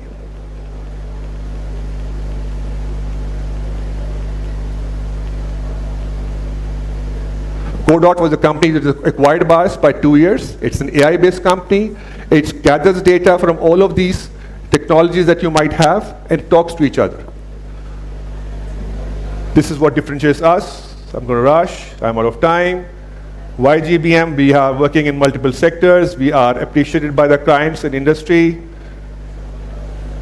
We have pure play. This is basically what we implement.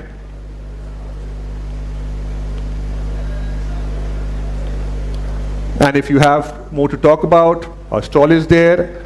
We can give to one-on-one presentations, and we can talk about more of this. Thank you very much.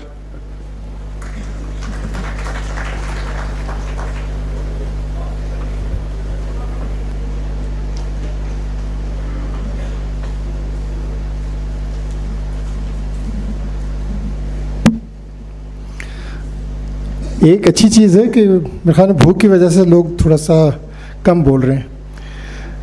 Thank you, Mr. Usman. Next in line, we have another guest speaker from Dubai for an exciting presentation on empowering AI transformation, smart data security practices for a safer future by Mr. Mohammad Umair Siddiqui, Senior Sales Engineer, Meta and ForcePoint. Please welcome him on the stage.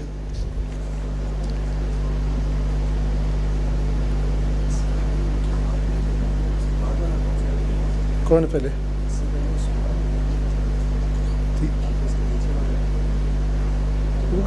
वो कौन है?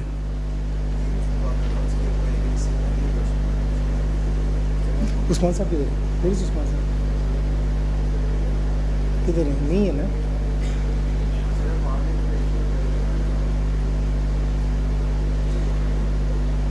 Is Mr. Usman here? Oh, sorry. तो आप इसके बाद आपको बुला लूँगा. हाँ, उस्मान आ जाओ. I didn't see him, sorry. Presentation by Mr. Usman would be on cyber resilience for national security. He is Chief Technology Officer, Tech 6 Solutions.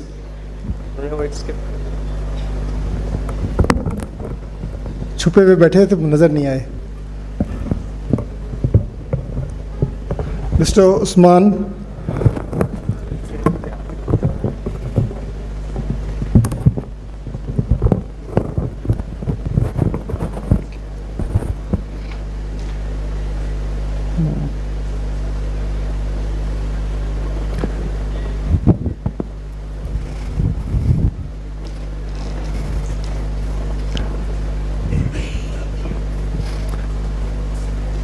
Assalamu alaikum everyone. My name is Usman Ahmed. I'm actually working as a Chief Technology Officer at Tech 6 Solutions. It's almost like more than 16 years of experience in the field of cybersecurity, and the topic which I have been delivering you is the cyber resilience for national security. So overall, what we will be discussing it like what is the role of the cyber resilience in the national security, cyber threat landscape, challenges which we have as of now, the current regulations in terms of cyber resilience, most importantly Pakistan's public-private partnership, and the leverage of the emerging technologies. So if we talk about the role of cyber resilience, it actually a vital component in enhancing the cyber resilience for national security. It's not all about just defense. It actually depends, it's mainly work on how we ensure that our critical infrastructure remains secure. We enable rapid response and recovery among cross-sectoral every sector of the industry. It actually depends and implement the economic stability, build the public trust, and it also support the digital transformation, because cyber resilience actually provides the security on each and every level in the digital transformation. We all know that Pakistan in this era, we have been observed that the increase in the cyber attacks, increase in the targeted attacks, data breaches, ransomware, and just because what are the, apart from these, you can say, the issues or the threats which we face, in terms of the resources, we also have limited resources for cyber security and skill gap as well. Also, one more thing is that we feel that the culture of cybersecurity is a big absence in our overall industry. We know that in the banking industry, there is a quite cybersecurity culture developed already in the banking industry. But if we talk about media, if we talk about textile industry, if we talk about manufacturing industry, they still lack in terms of having the culture for the cybersecurity. So, in terms of national security, cyber resilience constraints or gaps, definitely resource constraints, talent shortage, policy enforcement is one of the things which is still a barrier, because in the banking sector we do have state bank regulations. For telecom we do have the PTA regulations or PTA guidelines for the telco sector. But there is no such cross-sectoral collaboration that in case of any issue, in case of any threat, or in case of any IOCs, normally it not being transformed, or you can say shared among all sectors. If there is any threat that's been identified in any of the oil and gas sector, it is actually not shared among all other manufacturing industry. We do have a national cert, but I feel that we should have a provincial cert as well, just to get the quick response in terms of rapid response and recovery, in terms of research and development as well. And definitely, as I told, media, corporate sector or industry, we do lack in terms of the regulations and the framework as well. As of now, we do have these, like Pakistan Electronic Crime Act was developed back in 2016, right? Then we have the Personal Data Protection Bill, which is still in the draft form. And I think it's back in like 2020, it's still in the draft form, and we should have this implemented. If we talk about like Qatar or Saudi region, they already have implemented the data protection law, personal data protection law, and they have enforced to comply with their personal data protection law. Qatar has initiated, Saudi actually have initiated that the data does not actually go outside their regions. Same goes, we should have our own personal data protection law just to save our residents' personal data, PII data, and others as well. National Cybersecurity Policy was created on 2021. We have the SBP guidelines and PTA data protection requirements for the telecom, but still we feel that there are much room in implementing the regulations. We should develop a unified cybersecurity framework, which will actually provide the regulation or the framework across Pakistan, whether regardless of any of the sectors, whether it's media sector, industry, we should have a unified cyber resilience framework. We have to strengthen the cross-sectoral collaboration just to make sure that we have the information right on the top. In case of any incident, in case of any threat, we should have informed each and every, rather than we go with the national cert, right? In case we have, maybe if I'm working in an organization and I actually receive any of the threat intel, we should have a sort of a centralized portal, maybe centralized way of communication that I should actually inform on that, and from where every individual sector, the organization working in the individual sectors, they can actually get the information from that portal. Maybe from that portal we can actually decide the way of sharing the information. But it will help in preventive measures before actually any cyber threat actually occur. Strict regulatory compliance is a main thing as well. Enforcement, we should actually create an enforcement policy that every company should comply, maybe we can give the timelines and every company should have to comply. And after that, if no one actually comply, we can actually enforce the penalties as well, just like Dubai is doing, just like Saudi is doing, just like Qatar is actually doing. This year, last year, actually, Qatar actually informed each and every organization to comply the personal data protection law by May 31st, 2024. And in case they do not comply, any of the company, they actually penalize.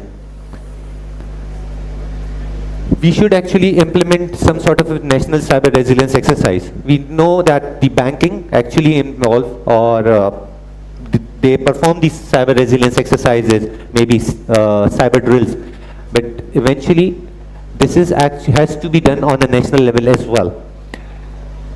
Most thing, normally it's about like knowing things that from an infrastructure perspective, we do lack in terms of the patches. We mainly what we feel is that we do not get the approval from the business, that because sometimes if we apply the patches, we need to actually reboot the systems and the infrastructure, right? And we do not get the business approval from the business. And we all know that if the patch requires any restart, until we do not restart that machine, it will not be implemented on that particular machine. Still the system will be vulnerable. So we should have the update and patch management.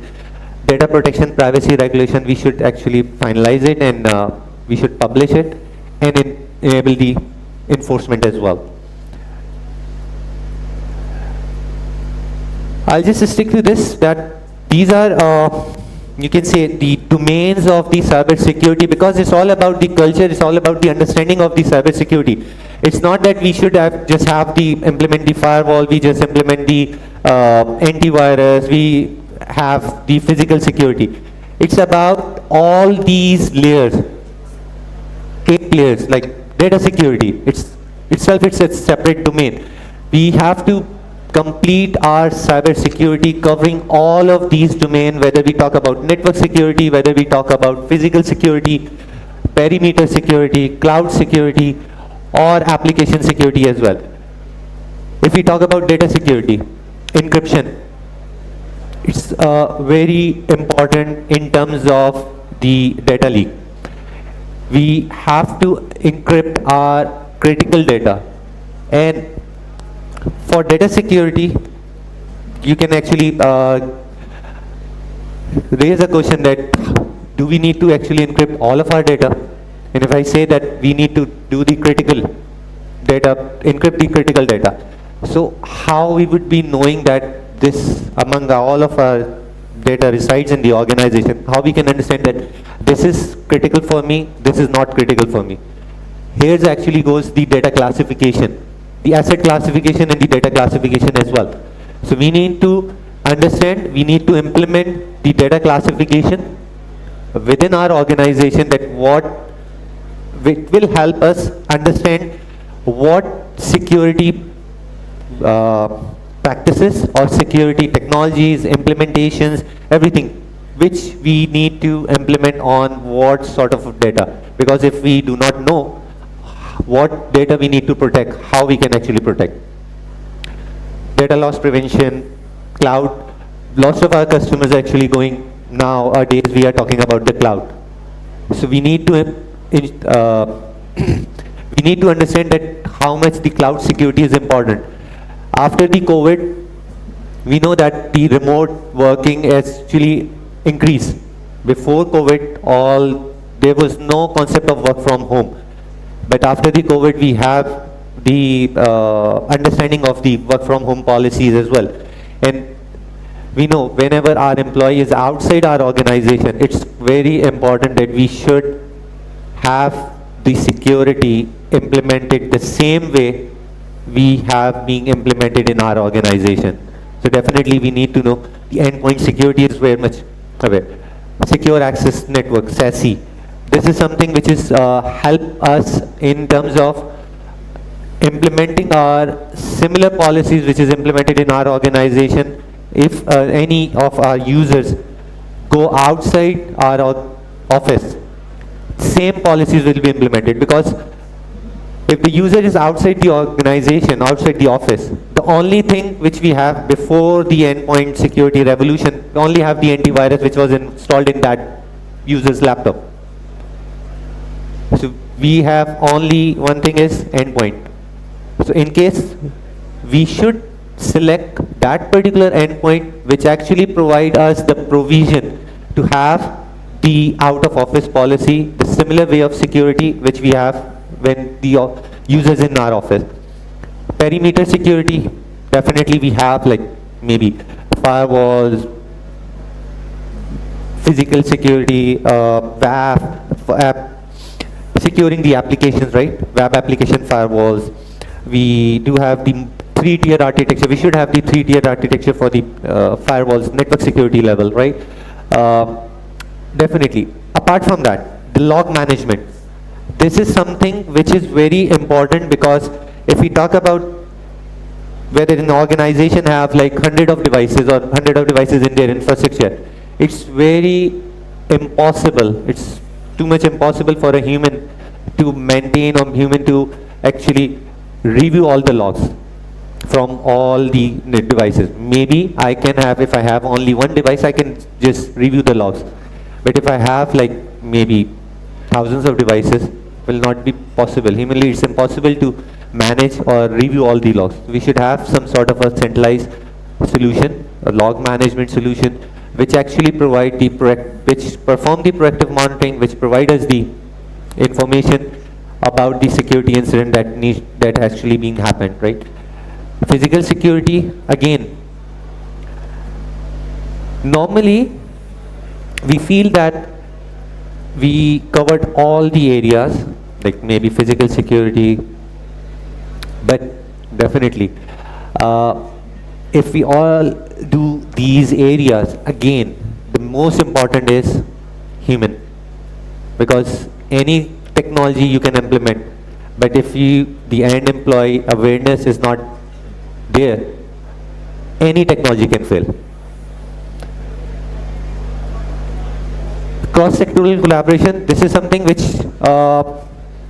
I believe that this should be done, just because early warning systems, because if anyone have the information, it will share with other sectors, then the other sectors can have the information of the threat. We can collaborate to build the resilience. We can share the threat intelligence. It should be a strategic approach, right? We can have the unified, we should have the unified standards, compliance. We can innovate through collaboration, right? There should be a national threat intelligence center which can provide all the threat feeds to across all the industries. We advocate the cyber legislation and also, again, policy framework which should be adoptable among all these sectors.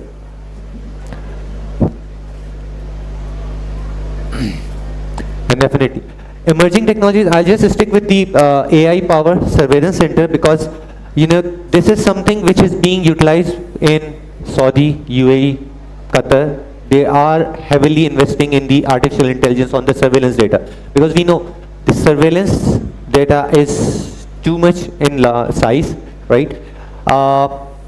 This technology is being used by oil and gas sector for their information about the threats, right? How much threat, because if you have the video surveillance on your oil and gas, maybe rigs, and you can have the alert on a real time, that will help you out.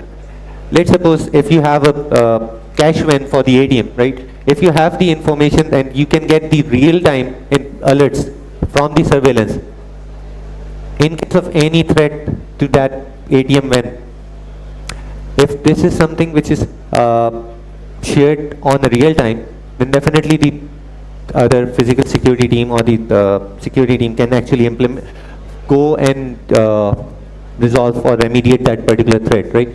If same is actually oil and gas sector, facial recognition, license number plate, safe city concept, because this is AI on the surveillance is actually for the safe city as well. Safe city, like if you have all the cameras on that, any of the vehicle which is maybe a suspicious one, if you have the AI, if you have implemented the numbers, you just provide the number to their solution, right? It will automatically alert in case of any, if the camera, any camera can detect that particular vehicle within the city. It will be notified on a very short, nearby real time, right? This is something which is being used by like maybe dangerous objects, weapons.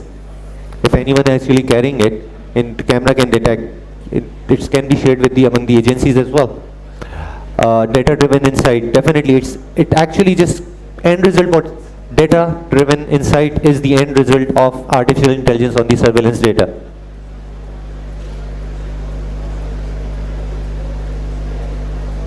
Unified security monitoring, cloud security framework, I will talk zero trust architecture, because we feel that we cover all the things, we implement the security for the external threats, but we actually leave the insider threat. And that is something which is impossible to detect. So definitely the zero trust architecture is the most important thing to implement in your organization in the maybe national security level as well, because it actually verify the identity on each and every level. And again, I talk about the challenge that the gaps in terms of resources constraint.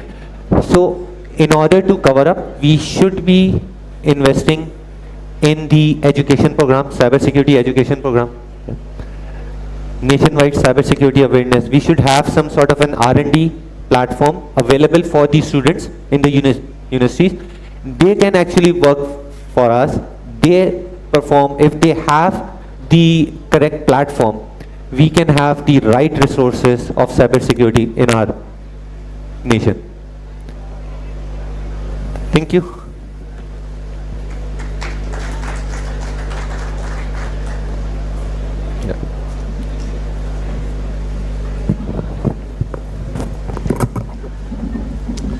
Thank you, Mr. Osman. Next in line, we have another guest speaker from Dubai for an exciting presentation on empowering AI transformation, smart data security practices for a safer future by Mr. Mohammad Umair Siddiqui, Senior Sales Engineer, Meta, ForcePoint. Please welcome him on the stage. Mr. Mohammad Umair Siddiqui. Hello. Yes. Ji.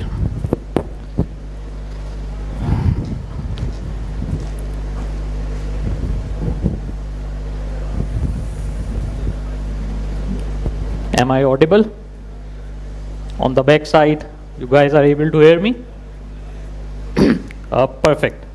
So I'm Mohammad Umair Siddiqui. I'm Senior Sales Engineer, ForcePoint Meta region.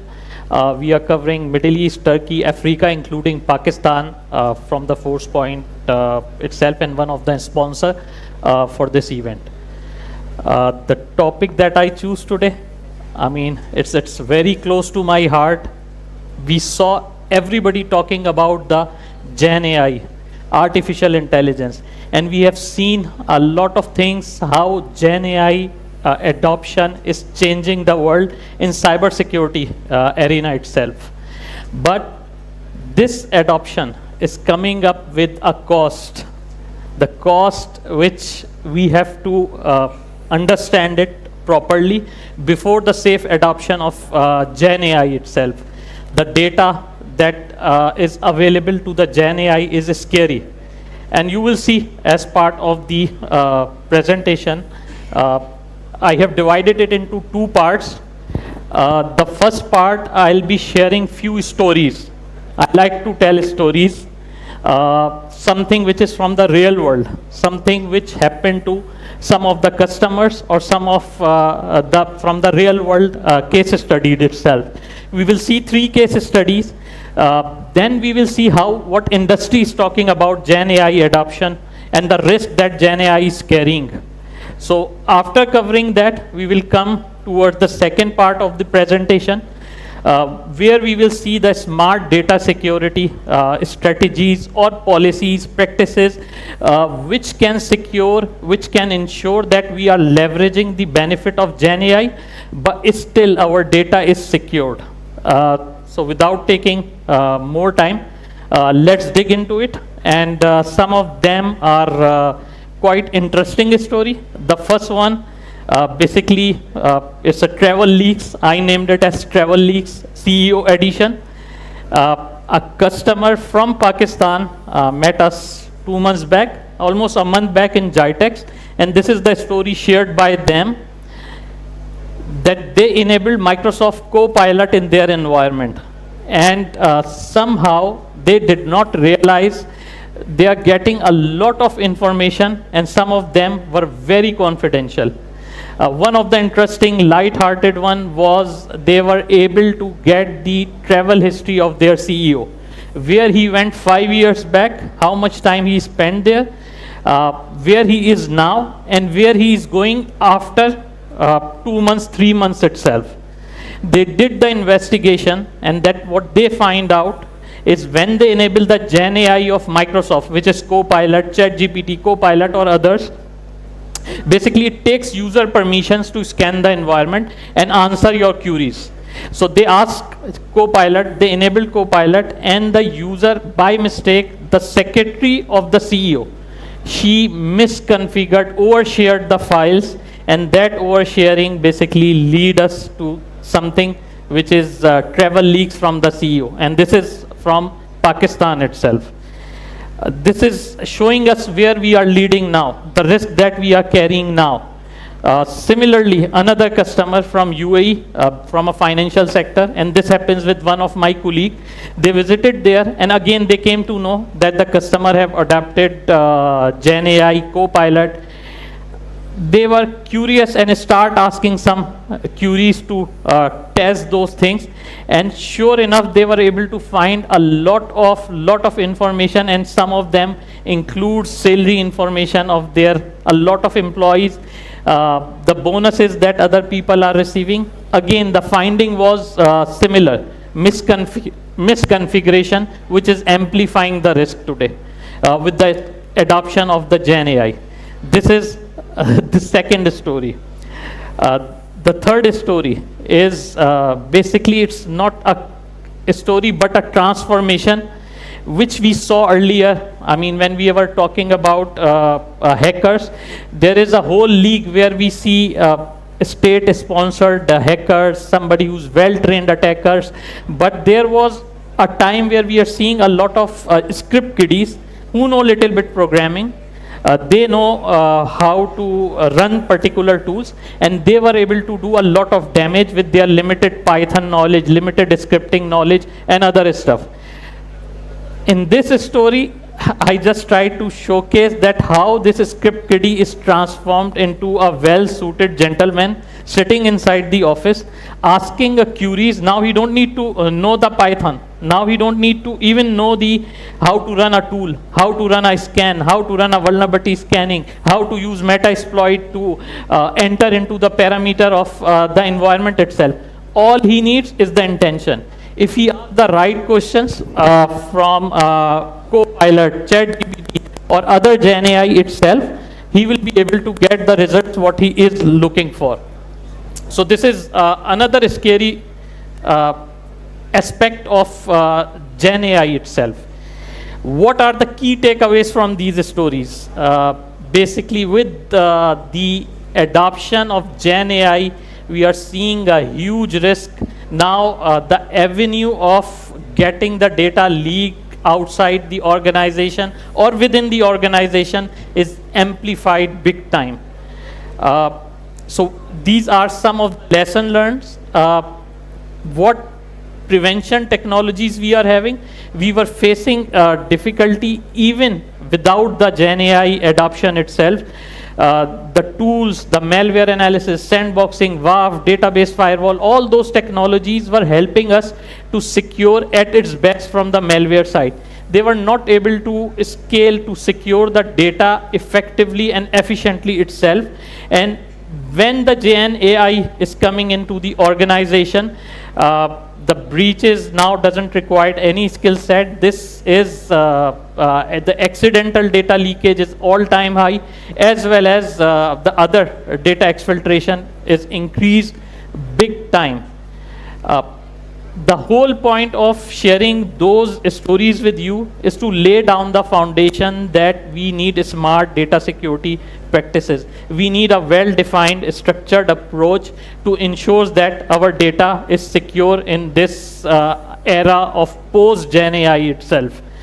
Now let's see, before we dive into the smart policies, practices, let's dive it into what industry analysts are telling us.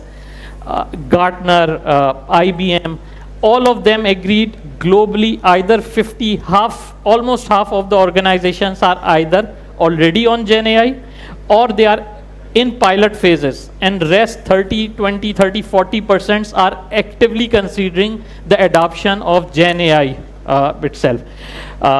This statistics might be little less in Pakistan, but nevertheless, whether we like it or don't like it, Gen AI is not only knocking the door, it's inside our organizations itself.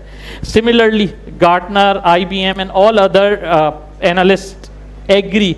What they call it, we need to build sort of a AI trust system, a trust system within AI. Similarly, Forrester is talking about that addressing those data security risks are very, very important and a major roadblocker to the safe adoption of Gen AI itself. So this is towards the first part of the session itself, where we establish that the Gen AI is already inside our organization, and we need to ensure that our data is properly protected and secure itself. We at ForcePoint, we have a unique approach where we are providing the complete 360 holistic approach itself by providing the preparation phase, where we make sure that the Gen AI readiness is there, scanning the whole environment altogether, checking the posture of the environment before the adoption of the AI itself. Stage 2, restrict the access where it is not required. If the user doesn't require it, we should block the access altogether. When we are allowing it, we should monitor it, and we should give the exception to the users. And this is the third smart practice, that the users who are getting the access should not get the free availability for everything to share with the Gen AI itself. The fourth practice is basically to make sure that we actively protect the sensitive data exfiltration to the Gen AI environment itself. Fifth and final one is to monitor the behavior.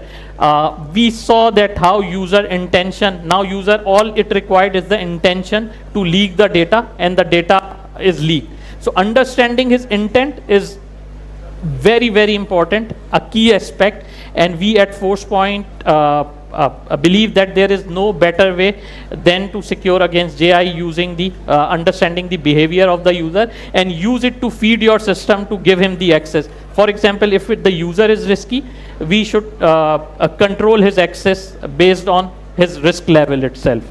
The first phase, what we were talking about, the Gen AI readiness, where we go scan the environment, be it on-prem, be it online, SharePoint online, on-prem environment, scan the environment, find the vulnerabilities within the data. This is a new terminology that is coming up, understanding the data vulnerabilities itself, finding the loopholes in your data, overshared file in your environment, unclassified files in your environment, and use the power of AI to classify them. This is the stage 1.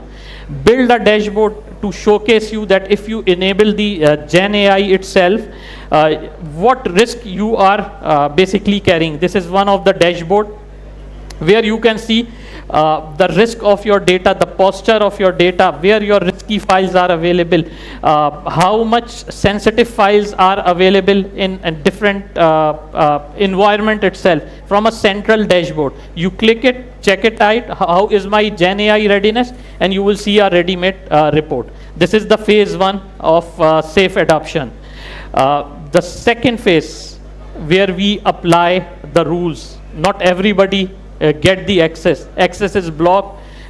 as required itself, and only the users we are giving the access based on the need to know basis, need to do the business requirement. We are providing the access itself. At the fourth stage, I know we are having a short time, so I'm trying to summarize all the practices together. Where we actively come into the picture, we make sure that data, anybody try to leak it, internal, external, cloud, the DLP, data leakage prevention programs kick in and ensures that the data is protected against the Gen AI and other avenue where the data can be lost itself. Very small 30-second demonstration of ChatGPT, somebody trying to send the sensitive file, trying to paste it in the ChatGPT window. If it contains the sensitive data, we will be able to stop it. So starting from making sure that posture is corrected, to make sure that restriction is applied, exception is provided. Now the users who have the access, we are making sure that his rights, we are not just giving the rights, but actively protecting the data. When he is uploading a sensitive file, it will be blocked immediately. So this is the fourth part. Fifth and final part, before we conclude our session, is the continuous monitoring of the user behavior. I don't know if this is visible. No, I don't think it's not visible, but you will see that users, when he's capturing the data, when he's disabling the firewall, when he's trying to disable the anti-malware agent, when he's trying to disable the data leakage agent itself, basically what we are making sure that using his risk metrics, we are applying the data leakage policies, ensuring that his access is restricted based on the risk that he is currently having. And this is one of the area where we are able to help holistically, from understanding the risk, applying the policies, making sure that data leakage prevention policies are applied, proper access are applied, and then we monitor his behavior for every single action, and based on that, these policies are changing dynamically. So this is a short approach. More than happy to discuss detail. I'm here if you want to discuss anything related to securing ChatGPT, AI, Gen AI itself. More than happy to have a discussion. Last part is I don't have the time to go through it, but we do have a sort of exclusive partnership with ChatGPT, where we can even show the customers what type of users is doing from their organization within ChatGPT, sort of a dashboard like that.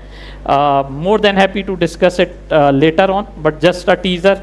This is available, and currently only ForcePoint is having as part of our data security practices itself. Thank you so much. Thank you.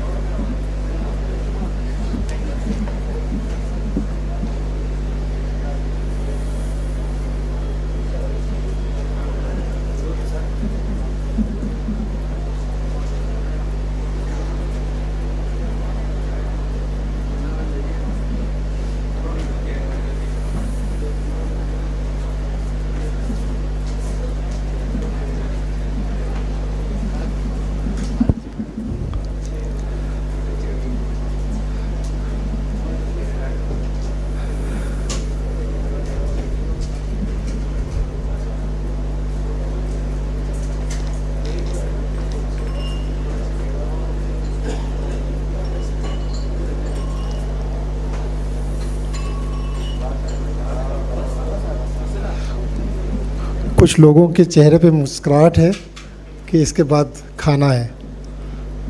तो we are finally coming to the last session of the day. a panel discussion on harnessing AI for cybersecurity, practical solution or hype. It will be moderated by Dr. Nudrat Nida. She is CEO, Neuron Tech. बस काफ़ी नहीं तीन हाँ उनका तीन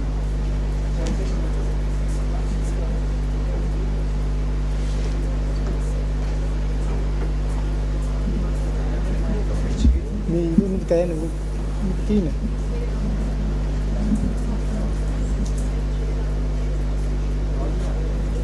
बस ठीक है जितने लगा दिए बस तीन रख दें इधर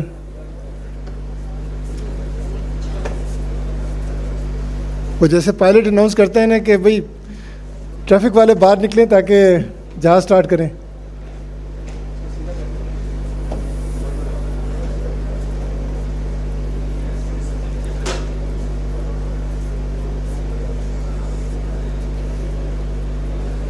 चलो थैंक यू वेरी मच ये this is enough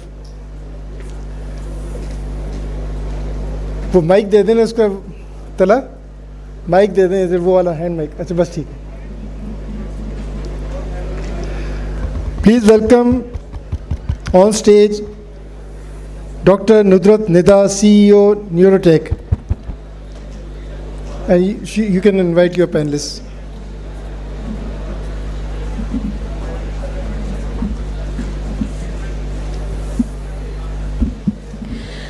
We all are witnessing the paradigm shift of artificial intelligence. And there is an industrial revolution in almost all the domain, and AI has the capability to empower all the other fields. So why not in cybersecurity? To further elaborate in this important topic, we would like to discuss on harnessing AI for cybersecurity, practical solution or it's just a hype. I would like to call on stage Dr. Usman Qayyum, who is Chief Artificial Intelligence Officer, Research and Solution Venture, NestApp, Islamabad. Please welcome him on stage. Then I would like to call Mr. Faisal Imtiaz, who is CISO, NTC. Please welcome him on stage. Then I would like to call Mr. Murtaza Lightwala, who is heading cyber security at K Electric. Please welcome him on stage.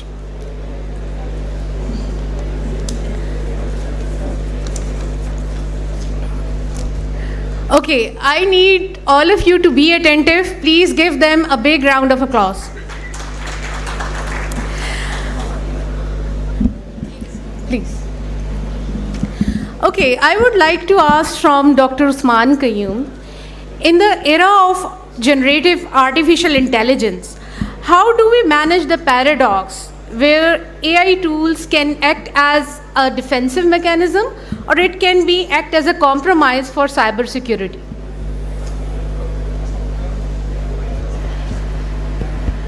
Assalamu alaikum. Thank you so much for your time.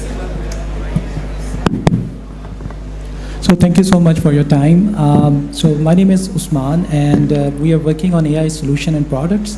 So specifically, I'm gonna talk about because today we have talked about the threats which Gen AI can generate, like disinformation, deep fakes, and all sort of phishing and malware attacks. But putting a hat of AI on my shoulders, right now I'm gonna talk about the advantages of Gen AI. So let's say for us, we are building a product which is using large language models, the LLMs, like ChatGPT, but that is actually detecting the vulnerabilities in the system, and all the code which is being produced by in the software is like a language as well. And using large language models, you can identify the patterns, the vulnerabilities. So building a product from the grassroots level, Gen AI can make a really big difference. We did a comparison with the static analysis and dynamic analysis of the products which are available in the market with the LLM-based solution which we are building. And we are right now building it, but still we are getting very good results using Gen AI.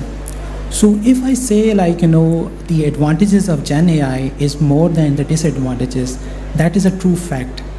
And one thing I really want to talk about in generative AI, there are two sort of neural networks. One is generating and one is discriminating.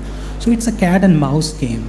You can identify all the attack vectors which are coming up.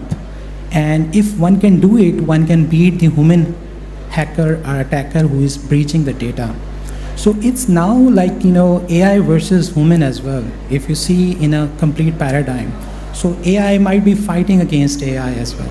So with this revolution of Gen AI, we see a lot of convergence of having a secure solutions and protecting the data breaches as well if it's being used rightly. Technology is basically, it's not good or bad, it's how you use it. But from my perspective, we see a lot of advantage of having Gen AI in a system, in a company organization to fight against the criminals, the hackers, to safeguard your systems. Thank you. Okay, now I would like to ask from Faisal Imtiaz Saab, as a defender of critical infrastructure, with the changing paradigm of artificial intelligence, what challenges do you foresee in protecting the critical infrastructure? Assalamu alaikum. Thank you, Dr. Saab. Actually, the AI have changed the ground on the defense and the attack. And being the responsible and custodian of critical infrastructure protection as a team lead of them as a CISO, it's very challenging because the attack vector both for the machine and for the human is changed. We have updated our strategy in two ways. First, for the machines, I would give an example of recently SEO summit we have held in Islamabad. There was some information about, there was some communication to my team that ABC government department is not receiving our foreign office response on ABC country. So when we checked out the situation, we found that that ABC country foreign offices and State Department was using an AI that was blocked by our AI. It means it was AI versus AI. So I told my team that let our AI guide them to unblock them. When we found that after unblocking, they were extracting different kind of information and they were generating sort of report for their State Department. So after that, we have changed our strategy and we guided our AI that you should not block another good AI, and you will find the AI by using the evil tool techniques in the way forward. So by changing the techniques in our AI, we have let the good AIs to work. And for the human, there is another problem that if someone write an email in the same government typical style, so it can be easily phished. So we have we used to perform phishing simulation attack on our as a awareness campaign in our internal department that have written the same government style email and that is written with the help of AI that can let my consumer, let my user to be aware that AI can be used in this style. So I have updated my strategy and recently both in machines and the humans to tackle the latest AI changes. Thank you. Now I would like to ask from Murtaza Saab, as heading the cybersecurity team at K Electric. I would like to ask that what are the risks that generative AI have introduced? Is it becoming the shadow AI? What are your thoughts about that? Thank you very much, Dr. Nudrat. Am I heard properly? So I'll just step a few decades back when we all saw the adoption of mobile computing and cloud computing within organizations. So as organizations adopted to these two technologies, we saw the advent of shadow IT, right? And we saw the evils of shadow IT as well. Similarly, with the advancement in the AI adoption within enterprises, if the usage of AI-based systems and tools are not centrally monitored, are not regulated, and if they are not actually monitored for the use for which the organizations have allowed AI-based tools to be part of their operations, especially Gen AI part of the operations, then this concept of shadow AI comes into existence, and that can wreak havoc, right? So the good news is that we have recently seen NIST publishing the AI risk management framework. So it was initially drafted in 2021, and then lately in July 2024, we now have the Gen AI risk management framework for organizations to consider implementing controls related to Gen AI. So Gen AI, as any other technological solution, has its pros and cons, as the esteemed speakers in this panel have mentioned. So if many organizations have banned the use of open sourced Gen AI within their organizations, and many of them have allowed. So it's not the question of banning these tools or allowing these tools, it's a question of how these tools are regulated to operate within the environment. So that Gen AI has the power of easiness, introducing easiness within operations, as well it has the power of disrupting operations as well. And we've seen a recent example in the last speech by the gentleman from ForcePoint. So shadow AI, that's the evil that needs to be tackled with appropriate care using various standards that have been pulled in. So one is the NIST AI risk management framework, and the other is the ISO 42001, which is again a very recent development for artificial intelligence standards. Yeah. Now, I would like to ask from Dr. Usman. So, if there is a paradigm shift we are watching for AI and cybersecurity, so how the cybersecurity firms of Pakistan should adapt to be ahead of the curve? So, what will be the practices? What will be the strategies for that? It's a very nice question, and I would say, if I talk about machine learning, deep learning, and AI, it's like a tool for the poor nations as well. You need a computer and a brain to work on.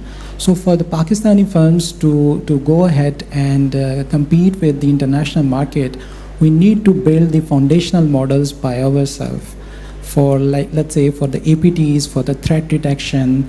And if I specifically talk about the way I was talking about earlier as well, we are working on